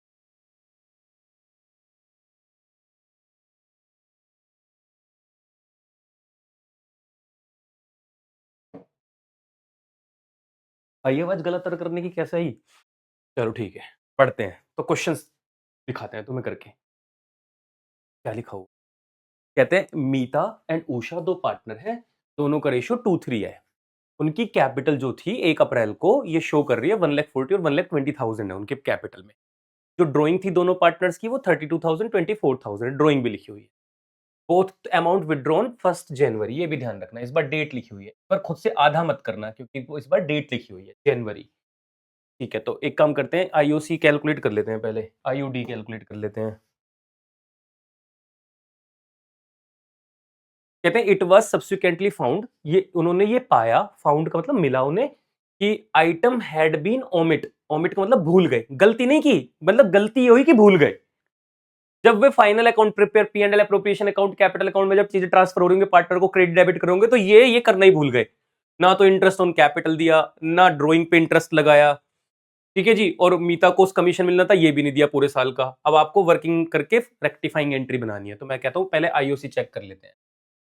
मीता का आईओसी कितना होगा और उषा का आईओसी कितना? 6% है।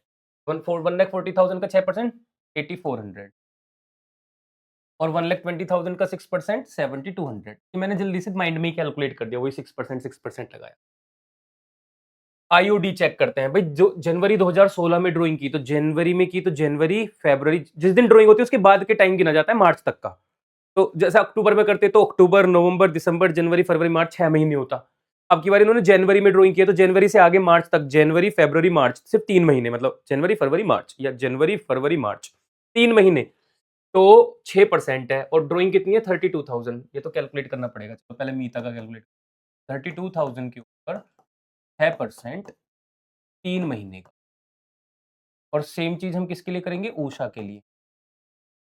24,000 के ऊपर 6%, 3 महीने का। ऐसे मुझे कैलकुलेशन करना। पेन का कलर थोड़ा सा बदल के लेते हैं जिससे थोड़ा आइडिया रहे कि कौन कौन सा अमाउंट हमने लिखा है। तो 3 4 जा 12, 4 8 जा 32, 2 0 48, ये तो आ गया 480। मीता का इंटरेस्ट ऑन ड्राइंग 480। 2 0 से 2 6 2 से 12 2 1 जा 2 12 12 12 3 जा 360 ये भी इंटरेस्ट। तो आईओडी भी आ गया, इंटरेस्ट ऑन कैपिटल भी आ गया और कमीशन भी गिवन है। बस अब हमें क्या करना है, फॉर्मेट बनाना है जो अभी 1 मिनट पहले सीखा। पास्ट एडजस्टमेंट लिख दो ऊपर, एक फॉर्मेट बनाओ जिसमें लिखो पर्टिकुलर्स, पार्टनर्स के नाम और एक कॉलम फर्म का। जो भी पार्टनर होगा उसके भी 2 कॉलम, एक डेबिट और एक क्रेडिट, फिर एक डेबिट और एक क्रेडिट, और फर्म में भी एक डेबिट, एक क्रेडिट। लिख लो ये डेबिट, क्रेडिट, डेबिट, क्रेडिट। इसके मार्क्स होते हैं, रफ में मत बनाना, ये फेयर वर्क है। चलो अब देखते हैं क्या क्या भूल गए। एरर तो कुछ है ही नहीं, सारी एरर में भूले हुए हैं बैठे हैं। तो एक तो इंटरेस्ट ऑन कैपिटल लगाना भूल गए थे, वो भी कितने परसेंट, 6%। अभी हमने कैलकुलेट किया मीता और उषा का। अब मुझे बताओ, मैं पार्टनर को इंटरेस्ट दूंगा तो पार्टनर की कैपिटल में पैसा ट्रांसफर करूंगा क्रेडिट साइड, तो 8400 मीता को और 7200 उषा को, और इन दोनों को मिला के बिजनेस का ये खर्चा हो गया, डेबिट में आएगा। 4 2 6 8 7 15 15,600। उसके अलावा इंटरेस्ट ऑन ड्रॉइंग उनसे लेना भूल गया, चार्ज करना, ये भी 6%, जो कि मैंने कैलकुलेट किया। अब मैं पार्टनर से 480 और 360 रुपए मांगूंगा तो मैं पार्टनर के अकाउंट से पैसा काटूंगा, पार्टनर की कैपिटल को कम करूंगा। और पार्टनर्स में डेबिट तो फर्म में क्रेडिट साइड आएगा। 8 और 6 14, 4 3 7 और 1 8, 840 रुपये। उसके अलावा मैं कमीशन भी देने वाला था पार्टनर को 8000 रुपीज होल ईयर की, ये भी भूल गया मैं। किसको, मीता को। मीता को 8000 की कमीशन, पार्टनर को पैसा फिर मिलेगा 8000, तो पार्टनर के अकाउंट में क्रेडिट, और ये बिजनेस के लिए खर्चा होगा तो बिजनेस के अकाउंट में डेबिट। पार्टनर को मिलेगा तो उनके अकाउंट में क्रेडिट। तीनों चीजें हो गई। अब मैं ये चेक करता हूँ कि क्या फर्म में बैलेंस हो गया या फर्म में कुछ पैसा बच रहा है जो मुझे पार्टनर्स के बीच में वापस से लिखना है। तो हमने इसको टोटल करके देखना है। तो इधर की साइड का टोटल आ रहा है 15 और 8 23, 23,600। इधर भी लिखा 23,600। 23,600 में से 840 रुपीज माइनस करते हैं। 23,600 में से माइनस करते हैं 840 रुपए। तो अभी भी इधर की तरफ 22,760 रुपीज बचते हैं। इधर का ज्यादा होता है, उसके ऑपोजिट साइड बैलेंस बचता है। इसको हमें क्या करना है, बैलेंस को ट्रांसफर, बैलेंस ट्रांसफर करना है उनके प्रॉफिट शेयरिंग रेशियो। कैसा है क्या क्वेश्चन में, 2:3, 2:3 में ट्रांसफर करते हैं। देखो 2 और 3 होते हैं 5, तो इसको 5 से डिवाइड करते हैं। एक बार मल्टीप्लाई कर देता हूँ 2 की, 9104। अब यहाँ पे अगर क्रेडिट में लिखा हुआ है तो पार्टनर के अकाउंट में डेबिट साइड आएगा 91, और एक बार इसकी मल्टीप्लाई कर देता हूँ 3, 13656। अब चेक करेंगे क्या कि कौन किधर का ज्यादा बन रहा है, उस हिसाब से ही गेनिंग और सेक्रीफाइस पता चलता है। तो पहले कलर बदलता हूँ। भाई इंसान रंग बदल सकते हैं तो भाई, तो टेक्नोलॉजी है, ये तो कलर बदल ही सकती है। 9104 प्लस 480, तो इसको डेबिट में आया है 9584, और 8 और 8 16, 3400। इसका डेबिट का आएगा 13656 प्लस 360, 14016। का टोटल आ रहा है 70। अब इन दोनों को टोटल चेक करके ही पता चल जाता है कि कौन गेन कर रहा है और कौन सैक्रिफाइस। इसमें किधर का ज्यादा है, 16,400 ये ज्यादा है। किधर की साइड का, क्रेडिट साइड का। 958 का मतलब 6816 क्रेडिट किया जाए। जिधर की साइड का टोटल ज्यादा होता है वही सैक्रिफाइसिंग। अब जैसे इधर क्रेडिट का ज्यादा है तो इसका मतलब ये सैक्रिफाइसिंग होगा। क्रेडिट किसको करते हैं, टू सैक्रिफाइस, सैक्रिफाइसिंग है। इसका 14,016 माइनस 7,200, तो 6816 डेबिट साइड का एक्स्ट्रा है, मतलब ये गेनिंग पार्टनर हो। इसी को जर्नल एंट्री में कन्वर्ट कर देते हैं। डेबिट में इसका ज्यादा आ रहा है तो ये गेनिंग हो गया, और ये क्रेडिट आ रहा है तो क्रेडिट वाला सैक्रिफाइसिंग हो गया। तो ऊषा डेबिट होगी तो एंट्री बनेगी Usha capital account debit to Mitaj capital account. Adjustment entry या rectifying entry has been pass. और ये दोनों तरफ का टोटल बराबर ही आता है हमेशा, कि हमें पता भी चल जाता है कि हमने क्वेश्चन ठीक किया है या नहीं। Adjustment entry has been pass, ये नरेशन आप लिखेंगे। ओके बॉस, ठीक है बॉस। तो जब भी पास्ट एडजस्टमेंट का क्वेश्चन आएगा आप इस तरीके से सॉल्व किया। आगे बढ़ते हैं। एक और क्वेश्चन है मेरे सामने लिखा हुआ है, और ट्राई करते हैं। उसके बाद फिर मुझे बहुत इंपॉर्टेंट कैलकुलेशन आपको सिखानी है, इंटरेस्ट ऑन ड्राइंग, जो कि मैंने कहा था स्टार्टिंग में लेक्चर शुरू करने से पहले कि ये बहुत इंपॉर्टेंट होता है। आईओडी भी आपको कैलकुलेट करना आना ही चाहिए, उसकी टेबल तो आपको रटी ही होनी चाहिए, जो एवरेज पीरियड वाली टेबल होती है।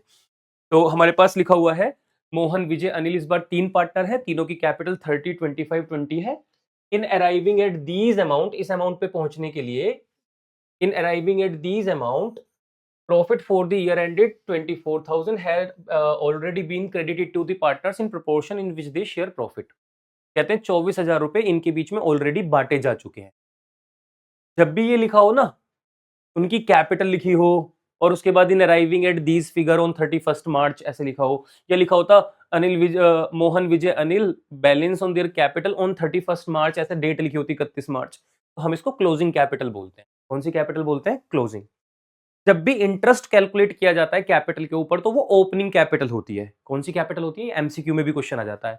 इंटरेस्ट ऑन कैपिटल हमेशा always calculated on opening capital. Opening capital कौन सी कैपिटल होती है? जो 1 अप्रैल की कैपिटल होती है। कभी कभी क्वेश्चन के अंदर आपको ये जो कैपिटल होती है वो 31 मार्च में लिखी हुई होती है, इसका मतलब वो कैपिटल ओपनिंग नहीं है, वो क्लोजिंग कैपिटल है। और जब भी क्लोजिंग कैपिटल होती है तो फिर उसके ऊपर इंटरेस्ट कैलकुलेट नहीं होता। फिर ओपनिंग कैपिटल कैलकुलेट करके फिर कैलकुलेशन इंटरेस्ट ऑन कैपिटल की जाती है। मतलब क्लोजिंग कैपिटल को पहले ओपनिंग कैपिटल बनाना पड़ता है और फिर हमें आंसर निकालना पड़ता है। इस क्वेश्चन में भी वही हुआ। कहते हैं मोहन, विजय, अनिल की कैपिटल 30 थी, अभी तक तो मुझे ओपनिंग ही लग रही थी, लेकिन कहते हैं अराइविंग एट दीज अमाउंट, इस अमाउंट पे पहुंचने के लिए मैं पहले ही प्रॉफिट वगैरह एडजस्ट कर चुका हूं। अब कैपिटल में जब प्रॉफिट वगैरह सब एडजस्ट है और मैं इंटरेस्ट ऑन कैपिटल देने वाला हूं, मैं कैपिटल पे इंटरेस्ट लगाऊंगा, उसमें तो प्रॉफिट भी है तो प्रॉफिट पे भी तो इंटरेस्ट लग जाएगा। इंटरेस्ट ऑन प्रॉफिट थोड़ी बोला है। तो कभी कभी ऐसा हो सकता है कि आपके पास, जैसे पिछले क्वेश्चन में तो जो कैपिटल थी वो ओपनिंग थी, आप कहोगे सर कैसे पता? मैंने देखो ना, देयर कैपिटल ऑन 1 अप्रैल, तो मैंने ना नॉर्मल क्वेश्चन किया। लेकिन जिस क्वेश्चन को अब आप करने जा रहे हो इसमें तो कह रहे हैं कि ये कैपिटल 30-20 जो है इसमें प्रॉफिट वगैरह ड्रॉइंग ये सब एडजस्टेड है। तो मुझे अब इस क्वेश्चन के अंदर 2 काम करने पड़ेंगे और उसके बाद इसमें एरर भी है, वो भी ठीक करनी पड़ेगी। लेकिन उससे पहले मैं क्या करूंगा?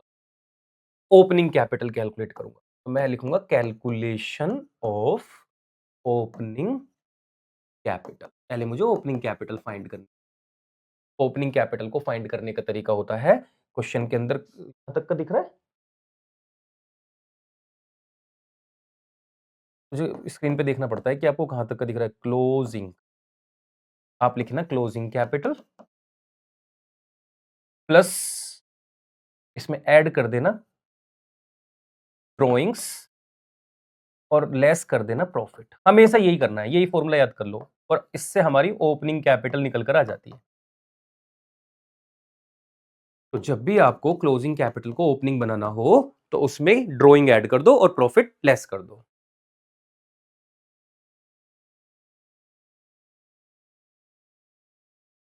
अब पहले क्लोजिंग कैप नाम लिख लेते हैं, मोहन, विजय और अनिल। ये इधर की तरफ फॉर्मेट भी बनाना है फिर। तो इनकी कैपिटल कितनी कितनी लिखी हुई है? 30, 25, 20। क्लोजिंग कैपिटल 30, 25 और 20। इसमें ऐड कर देता हूँ ड्रॉइंग्स, 5,000, 4,000 और 3,000। 35, 29 और 23। लेस कर देता हूँ प्रॉफिट। अब ये प्रॉफिट की जगह पे दिख रहा होगा, लेकिन मैं प्रॉफिट अभी लिखने वाला हूँ। 24,000 का प्रॉफिट है जो कि उनके रेशियो में बढ़ चुका है। रेशियो कुछ नहीं तो इक्वल इक्वल बटा होगा, तो 8,000, 8,000 और 8,000। अब जो आंसर आएगा वो मेरी ओपनिंग कैपिटल आएगा। ये करोगे तो 27, 21 और 15। ठीक है, ओपनिंग कैपिटल आ गया। अब मुझे पास्ट एडजस्टमेंट की टेबल बनानी है, तो मैंने आपको सिखाया है पास्ट एडजस्टमेंट लिखो। जगह थोड़ी सी कम से रहती है पर फिर भी कोई बात नहीं, कोशिश करें। पर्टिकुलर्स लिखो, पार्टनर्स के नाम लिखो, मोहन, विजय, अनिल, और एक फर्म का कॉलम भी बना, मोहन, अनिल और फर्म। तो करेंगे एडजस्ट। डेबिट क्रेडिट, मोहन, विजय, विजय के लिए डेबिट क्रेडिट, अनिल के लिए डेबिट क्रेडिट, और फर्म का debit credit, credit, debit, credit. अब भरते हैं अमाउंट, देखते हैं क्या क्या हुआ। कहते हैं सब्सिक्वेंट द फॉलोइंग ओमिशन, फिर से इस बार भूल गए। क्या भूल गए? एक तो आईओसी देना भूल गए 10% प्रोवाइड करा, इंटरेस्ट ऑन कैपिटल 10%। अब इंटरेस्ट किस पे लगेगा? इस वाली कैपिटल। 27,000 का 10% 2700। मैं पार्टनर की क्रेडिट साइड क्यों लिखूंगा? क्योंकि मैं इंटरेस्ट ऑन कैपिटल पार्टनर्स को अलाउ कर रहा हूँ। 21,000 का 10% 2100, 15,000 का 10% 1500। अब पार्टनर्स का क्रेडिट फर्म में किधर लिखा जाता है? Debit side. तो 7 और एक 8 5 13, 2 2 4 2 6, 6300। कहते हैं इंटरेस्ट ऑन ड्राइंग भी भूल गए थे, हमने कहा ठीक है आईओडी भी लगा देते हैं। आईओडी तो ऑलरेडी कैलकुलेटेड है इस बार। पार्टनर से पैसा लिया जाएगा 250, 200 और 150। ये अमाउंट में पार्टनर से वापस लूंगा। 2 2 4 5 और एक 6, 600 रुपये। और कोई इन्फॉर्मेशन क्वेश्चन में नहीं है, तो मैं बैलेंस करके देखता हूँ फर्म का कि क्या बराबर हो गया है या डिफरेंस है। तो ये वाली साइड का टोटल ज्यादा आ रहा है, ज्यादा में से कम माइनस कर दूंगा तो ये आएगा 5700। ये जो बचा हुआ बैलेंस होता है, इसको पार्टनर्स के बीच में ट्रांसफर कर दिया जाता है in their profit sharing ratio, और इस क्वेश्चन में इनका रेशो इक्वल है। 57 को इक्वली बांटेंगे तो 3 1 जा 3, 3 9 जा 27, 1900। यहाँ पे क्रेडिट में लिखा हुआ है तो पार्टनर्स में डेबिट साइड लिखा जाएगा 1900, 19। अब मैं गेनिंग सैक्रिफाइस चेक करूंगा, कौन किसका ज्यादा डेबिट का है, किसका ज्यादा क्रेडिट का है, ये सब मुझे चेक करना पड़ेगा। ठीक है, चेक करते हैं। 11 है, 9 और 2 11, 2 1 5 0, 2700, 100, 2050। अब चेक करते हैं, इसमें ये किधर का ज़्यादा है? क्रेडिट साइड का ज़्यादा है, 550 क्रेडिट साइड, तो सैक्रिफाइस। अब ये भी मत सोचो गेन कर रहा है सैक्रिफाइस, जिधर का ज़्यादा है वही आंसर है, क्रेडिट है। क्रेडिट का ज़्यादा मतलब क्रेडिट में होगा इसका, कुछ भी नहीं। 550 डेबिट साइड का एक्स। अब डेबिट कौन हो रहा है? अनिल। ए से अनिल। यहाँ पे एंट्री बना देता हूँ, Anil capital account debit to Mohan capital account. बीच में जो पार्टनर है उस वो ना गेन कर रहा ना वो सैक्रिफाइस। अमाउंट लिख देते हैं 550, 550 being adjustment entry has been pass.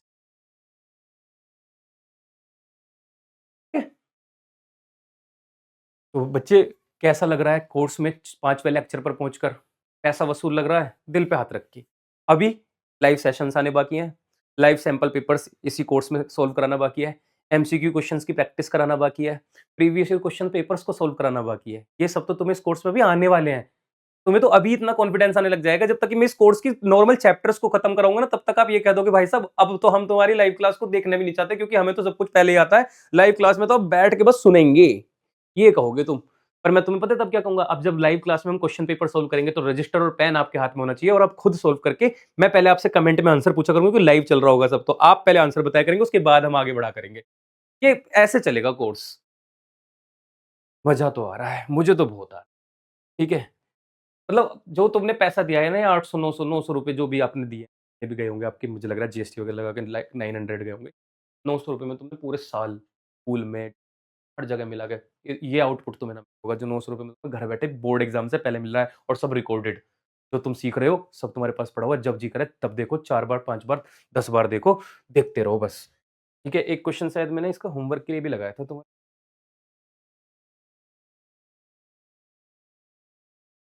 तो कोई, आओ इंटरेस्ट ऑन ड्राइंग की चर्चा कर लेते हैं। इंटरेस्ट ऑन ड्राइंग को कैलकुलेट करने का एक फॉर्मूला होता है, इंटरेस्ट बराबर अच्छा, वो बात याद है ना, अगर डेट ऑफ ड्राइंग नहीं लिखी हुई तो फिर क्या करते हैं, खुद से एवरेज पीरियड 6 मंथ, वो आधा करना होता है, हाफ करते हैं, तो वो बात मैं दोबारा नहीं बताऊंगा। इंटरेस्ट ऑन ड्राइंग अगर निकालना है तो हमारे पास यहाँ पे एक अमाउंट चाहिए हमें, एनुअल ड्राइंग। एनुअल ड्राइंग का मतलब पूरे साल में आपने कितना पैसा निकाला, वो क्वेश्चन में मिलता है, आपको नहीं मिलता है तो हम एनुअल कन्वर्ट कर लेते हैं। आपसे कहते हैं कि 2,000 रुपीज पर मंथ ड्राइंग करता है, तो 2,000 इंटू 12 कर देंगे, एनुअल बन जाती है। कहते हैं 5,000 क्वार्टरली ड्राइंग करता है, तो 5,000 की 4 में, चलो मैं ये बात भी लिख देता हूँ। अगर मंथली ड्राइंग है, कैसे एनुअल में कन्वर्ट करोगे, एनुअल बनाने के लिए क्या करना होता है, तो अगर मंथली ड्राइंग है तो 12 से मल्टीप्लाई, अगर क्वार्टरली ड्राइंग है तो 4 से मल्टीप्लाई, हाफ ईयरली आपने ड्राइंग की है तो 2 से मल्टीप्लाई, और आप ड्राइंग करते हो फॉर 6 मंथ ओनली, आप 6 मंथ ही पूरे साल में ड्राइंग करते हो बस, फॉर 6 मंथ, तो 6 से ही मल्टीप्लाई करनी होती है, मतलब पूरे साल में आपने हर महीने ड्राइंग की बस 6 महीने तक, तो 6 से मल्टीप्लाई कर दो, वही पूरे साल की ड्राइंग है, बस 6 बार ड्राइंग की तो 6 की मल्टीप्लाई की पूरे साल में आपने 12 बार ड्राइंग नहीं की, तो पूरे महीने ऐसे करके एनुअल बनती है, तो एनुअल ड्राइंग चाहिए होती है हमें। इंटरेस्ट जब भी कैलकुलेट करने के लिए आएगा तो annual drawing multiply by rate of interest upon 100, question में multiply by average period divide by 12। ये एवरेज पीरियड वही एवरेज पीरियड है जो अभी डेट नहीं लिखी थी तो आपने 6/12 माना था, तो एवरेज पीरियड आपने 6 माना, मतलब मिड में माना था। अब यहाँ पे ये जो एवरेज पीरियड है ना, इसका एक झोल है। झोल ये है कि बच्चे एवरेज पीरियड क्वेश्चन में आपको अलग अलग डेट दे देता है कि ये ड्राइंग इस तारीख को कर रहा है, उस तारीख को कर रहा है, तो उसके लिए एक एवरेज पीरियड टेबल याद करवाते हैं टीचर, एवरेज पीरियड टेबल याद करवाते हैं। वो एवरेज पीरियड टेबल क्या होती है, अब ये देखो,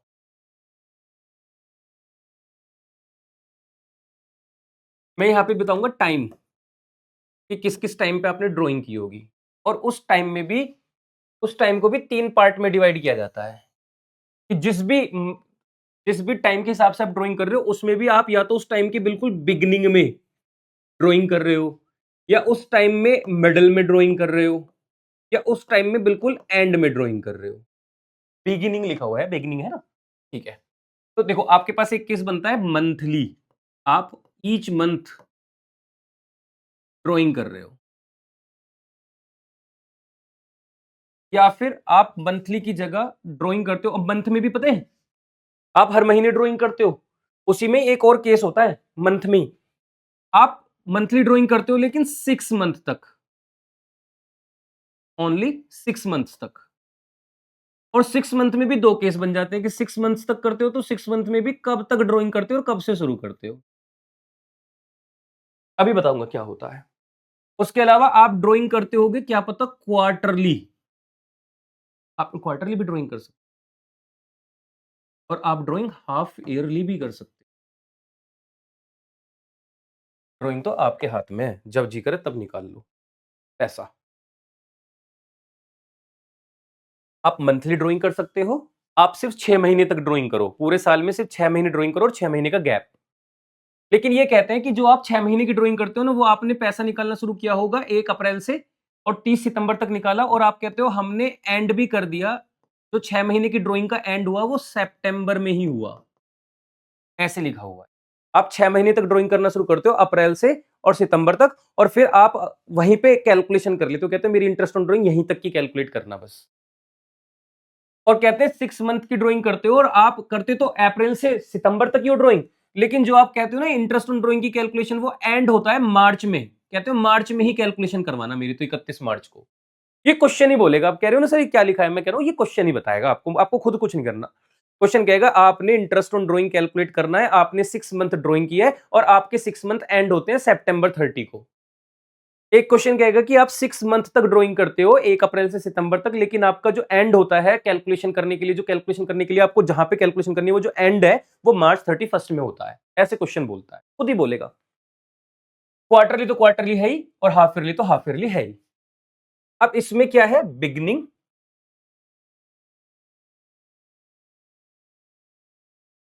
मिडल और एंड।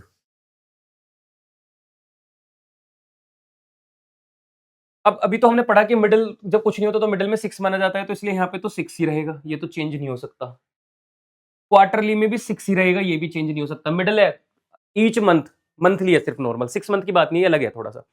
मंथली है तो 6, क्वार्टरली है तो मिडल में 6, हाफ ईयरली है तो मिडल में 6 रहेगा। ठीक है।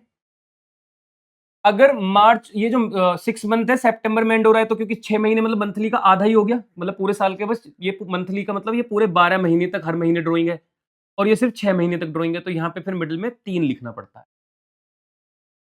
और कहते हैं ड्राइंग तो 6 महीने तक करते हो, लेकिन अलग ही हटके चल रहे हो, 6 महीने बाद भी मार्च तक जा रहे हो कैलकुलेशन करवाने के लिए, तो फिर कहते हैं इन दोनों को ये फिर मिडिल में यहाँ पे 9 लिखना पड़ता है। अब बहुत सारे बच्चे इसमें ही कंफ्यूज हो जाते हैं, तो एक फोन नंबर याद कर लो, 63966 मिडिल में 63966।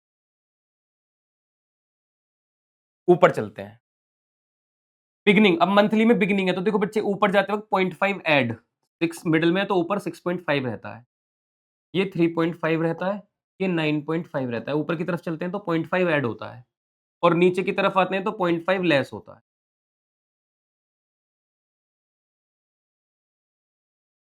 मतलब आप मिडिल में हो, मिडिल से ऊपर जाना है तो 0.5 ऐड कर दो उसी एवरेज वाले अमाउंट में, और नीचे जाना है मिडिल से तो उसमें 0.5 लेस कर दो, ऐसे याद रखना है। तो 639 सारे कॉमन है, एक ही टेबल से कट जाते हैं, 3 1 जा 3, 3 2 जा 6, 3 3 जा 9, है ना। अब यही मंथली है, पहले मंथली है, पहले मंथ, फिर मंथ का ही 6 मंथ, फिर 6 मंथ का ही 6 मंथ, मंथ तो मंथ है ही, 6 मंथ में सितंबर वाला या 6 मंथ में मार्च वाला, पहले सितंबर है तो पहले सितंबर वाला, सितंबर के बाद मार्च आता है तो फिर मार्च वाला लिखा। तो मिडिल में 6, उसके मिडिल में 3 और इसके मिडिल में 9। ऊपर चलना है तो 0.5 ऐड, नीचे जाना है तो 0.5 लेस, ऐसे मैंने रट रखी है, ये तुम भी ऐसे ही रट सकते हो। रट नहीं होता है इसमें, वरना तो फॉर्मूला लगाते हैं ना, time left after first withdrawal plus time left after last withdrawal, उसको उतना मजा नहीं आता। क्वार्टरली और हाफ ईयरली के लिए थोड़ा अलग सीन है, इसमें ऊपर जाते वक्त 1.5 ऐड करना पड़ता है, नीचे जाते वक्त 1.5 है, जितना ऐड करोगे उतना ही लेस करना पड़ता है नीचे की तरफ जाते वक्त। इसमें ऊपर जाते वक्त 3 ऐड और नीचे जाते वक्त 3 लेस करना पड़ता है।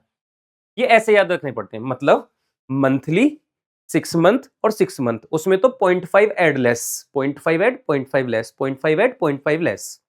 और जब हम क्वार्टरली की बात करते हैं तो मिडिल वाले जो, अभी मिडिल में क्या है, 6 6 और 6, भसड़ कहां पे है, 6 मंथ में, 6 मंथ की भसड़ में सितंबर में मिडिल में 3 और मार्च वाले में 9 लिखना पड़ता है, बाकी सब में मिडिल का 6 ही रहता है, और कुछ भी ना लिखो तो भी 6 रहता है।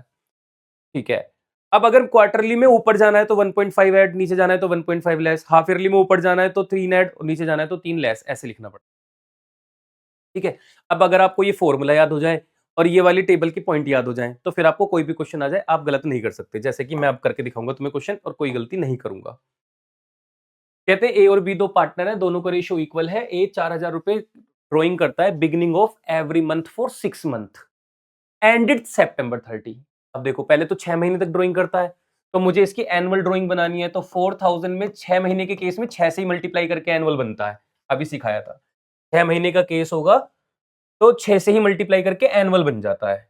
एक बात हो गई, मल्टीप्लाई बाई 6 हो गया annual drawing, multiply by rate, rate कितना है 5%, 5/100, मल्टीप्लाई बाई एवरेज पीरियड। अब ये 6 मंथ का केस है और वो भी सितंबर वाला, तो सितंबर वाले में मिड में आता है 3, अब ये बिगिनिंग है मिडिल है एंड है, बिगिनिंग, 3 के ऊपर जाएंगे तो 3.5 लिखना पड़ता है, 3.5 डिवाइड बाई 12, पॉइंट हटाया, जीरो लगाया, 1 2 3, 1 2 3, 6 2 जा 12, 2 2 जा 4, 2 5 जा 10, 10 इंटू 35 350, इंटरेस्ट ऑन ड्रॉइंग कितना आ गया, 350 रुपया। आया समझ में, आ जाएगा। आप दोबारा से एक बार बैक करके वापस से समझोगे तो दोबारा आपको समझ में आ जाएगा। अगले क्वेश्चन पे चलता हूं। बी और सी दो partner, C regularly withdraw 5000 per month in the beginning of the month for 6 month, फिर से एंडेड 30 सितंबर, फिर से 30 सितंबर को ही एंड हो रहा है। अच्छा इसको आप कहोगे सर इस बार मार्च लिख दो, इसको काट दो, निकलो। अगर ये मार्च की जगह एंडेड 31 मार्च लिखा होता, यहीं पे एंड के साथ जरूर लिखा होना चाहिए, लिखा होता, चलो ठीक है, अब लिखा क्या होता, लिख दिया। अब करते हैं, तो पहले तो 5000 इंटू 6 एनुअल बनाओ, rate 12%, average period divide by 12, average period ढूंढना है। अब ये है एंड सितंबर, 6 महीने का केस, लेकिन एंड वाला मार्च है, तो इसका मतलब मिड में 9 है। अब देखता हूं मैं बिगिनिंग है, मिडिल है, एंड है। इन दी बिगिनिंग अब 9 से ऊपर जाना है तो 0.5 ऐड, तो यहाँ 9.5 लिखना। पॉइंट हटाऊंगा, 0 लिखूंगा, 1 2 1 2 3, 12 से 12 कैंसिल, 5 6 से 30, 5 इंटू 30,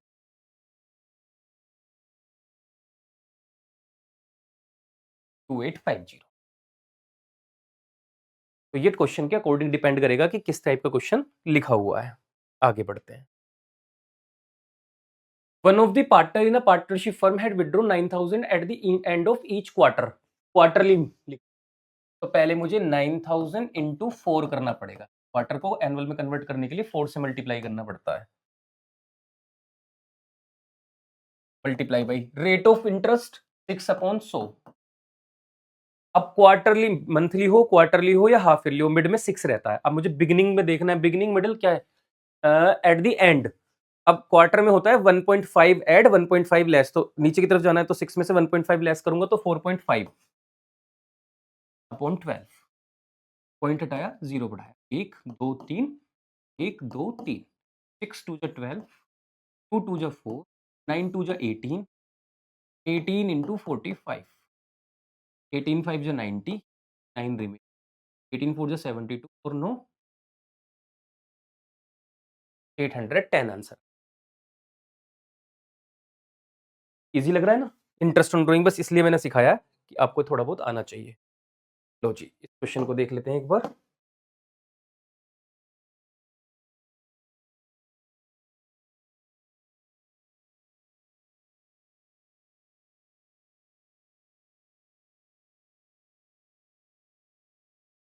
ये तो थोड़ा भयानक सा क्वेश्चन है। Calculate the amount of Manan's monthly drawing. इस बार इंटरेस्ट नहीं कैलकुलेट करवा रहा, कह रहा है आप मनन की मंथली ड्राइंग कैलकुलेट करके दिखाओ। मैंने अच्छा ओके। अगर अल्टरनेटिव केस में अगर interest on drawing 10% per annum में रेट लिखा हुआ है, कहते हैं इफ इंटरेस्ट, अच्छा मुझे बताओ फॉर्मूला क्या होता है, interest equal to annual drawing, annual drawing multiply by rate upon 100 into average period divide by 12, ये फॉर्मूला यूज करते हैं। कहते हैं interest on drawing 1950, interest already question ने कैलकुलेट करके दे दिया। If withdraw fixed amount in the beginning of each month, month में निकालता है वो ड्राइंग। अब मंथली निकालता है तो मतलब यहाँ पे कुछ ड्राइंग होती होगी पर मंथ वाली, उसको मैं 12 से मल्टीप्लाई करके एनुअल में, तो मतलब एनुअल ड्राइंग ऐसे कैलकुलेट करता हूँ। एनुअल, ये तो मंथली है ना, तो मंथली को तो 12 से मल्टीप्लाई करके एनुअल बनाते होंगे, तो मंथली इंटू 12 करते होंगे। रेट है 10%, हाँ लिखा हुआ है। और एवरेज पीरियड तो कहते हैं fixed amount in the beginning of each month. अब मंथ का जो नॉर्मल मंथ में मिडिल में 6 होता है, ऊपर जाने के लिए बिगिनिंग के लिए 6.5 होता है।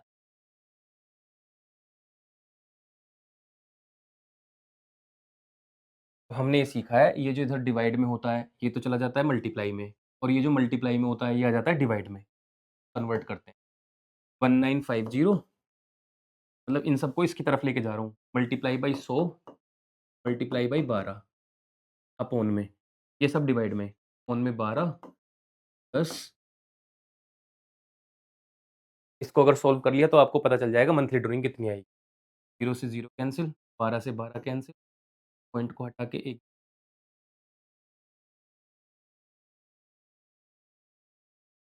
190, 3000 रुपये मंथली ड्राइंग, ये आंसर है कैलकुलेशन। क्या कह रहे हो, आपको कैलकुलेट करने हैं दोनों आंसर? या तो मुझे तो कमेंट में करके बता देना, तो ग्रुप में मैसेज लिख देना कि आपका यही आंसर। तो प्यारे बच्चों, थोड़ी सी क्लास लंबी है, ज़्यादा भी लंबी नहीं है, ये कोई क्लास कोई लंबी नहीं होती, इतनी बड़ी क्लास तो नॉर्मल आप हंसते खेलते देख लोगे, क्योंकि अब तो इम्पोर्टेंट है, एग्जाम नज़दीक आ रहा है, ठीक है। लेकिन अब उम्मीद ये है मुझे कि आपको आज का टॉपिक समझ में आया होगा, मेरा कराया हुआ। हाँ, ये बात कुछ नहीं है, बच गया, खत्म है बस। तो आज की क्लास में हमने अप्रोप्रिएशन अकाउंट के सारे केसेस सीखे लेक्चर 5 में। उसके अलावा हमने क्या कहते हैं, कैसे कैलकुलेट किया जाता है, फास्ट एडजस्टमेंट करके किस तरीके से सिंगल एडजस्टमेंट एंट्री बनाई जाती है, किस तरीके से इंटरेस्ट ऑन ड्राइंग को कैलकुलेट किया जाता है, सारी इंपॉर्टेंट चीज़ों पे मैंने आज डिस्कशन किया। लेक्चर 6 पे आने से पहले, ये लेक्चर नंबर मे बी 5 है, हाँ 5 है, और लेक्चर नंबर 6 पे आओगे तो शेयर चैप्टर पढ़ोगे आप, वो बहुत इंपॉर्टेंट चैप्टर मैं आपको पढ़ा रहा हूँ उसमें। तो पहले आप पार्टनरशिप के सारे टॉपिक्स जो मैंने पढ़ाए इनको क्लियर करके, उसके बाद उनके क्वेश्चंस की प्रैक्टिस करके तभी कंपनी वाले क्वेश्चन पर कूदना, ठीक है? तब तक पहले अच्छे से प्रैक्टिस कर लेना, फिर कंपनी वाले क्वेश्चंस को ट्राई करना, ठीक है? बहुत जल्द मुलाकात होगी लाइव सेशन में, जब मैं उसके लिए मैसेज ग्रुप में डाल दूँगा। आप अच्छे से पढ़ते रहो, मुझे भी अच्छे-अच्छे मैसेज करके ग्रुप में बताते रहो कि आपको बहुत अच्छा समझ में आ रहा है, पैसा वसूल हो रहा है या नहीं हो रहा है, ये जानकारी आप मुझे देते रहना, ठीक है? हम मिलेंगे। जय हिंद, जय भारत।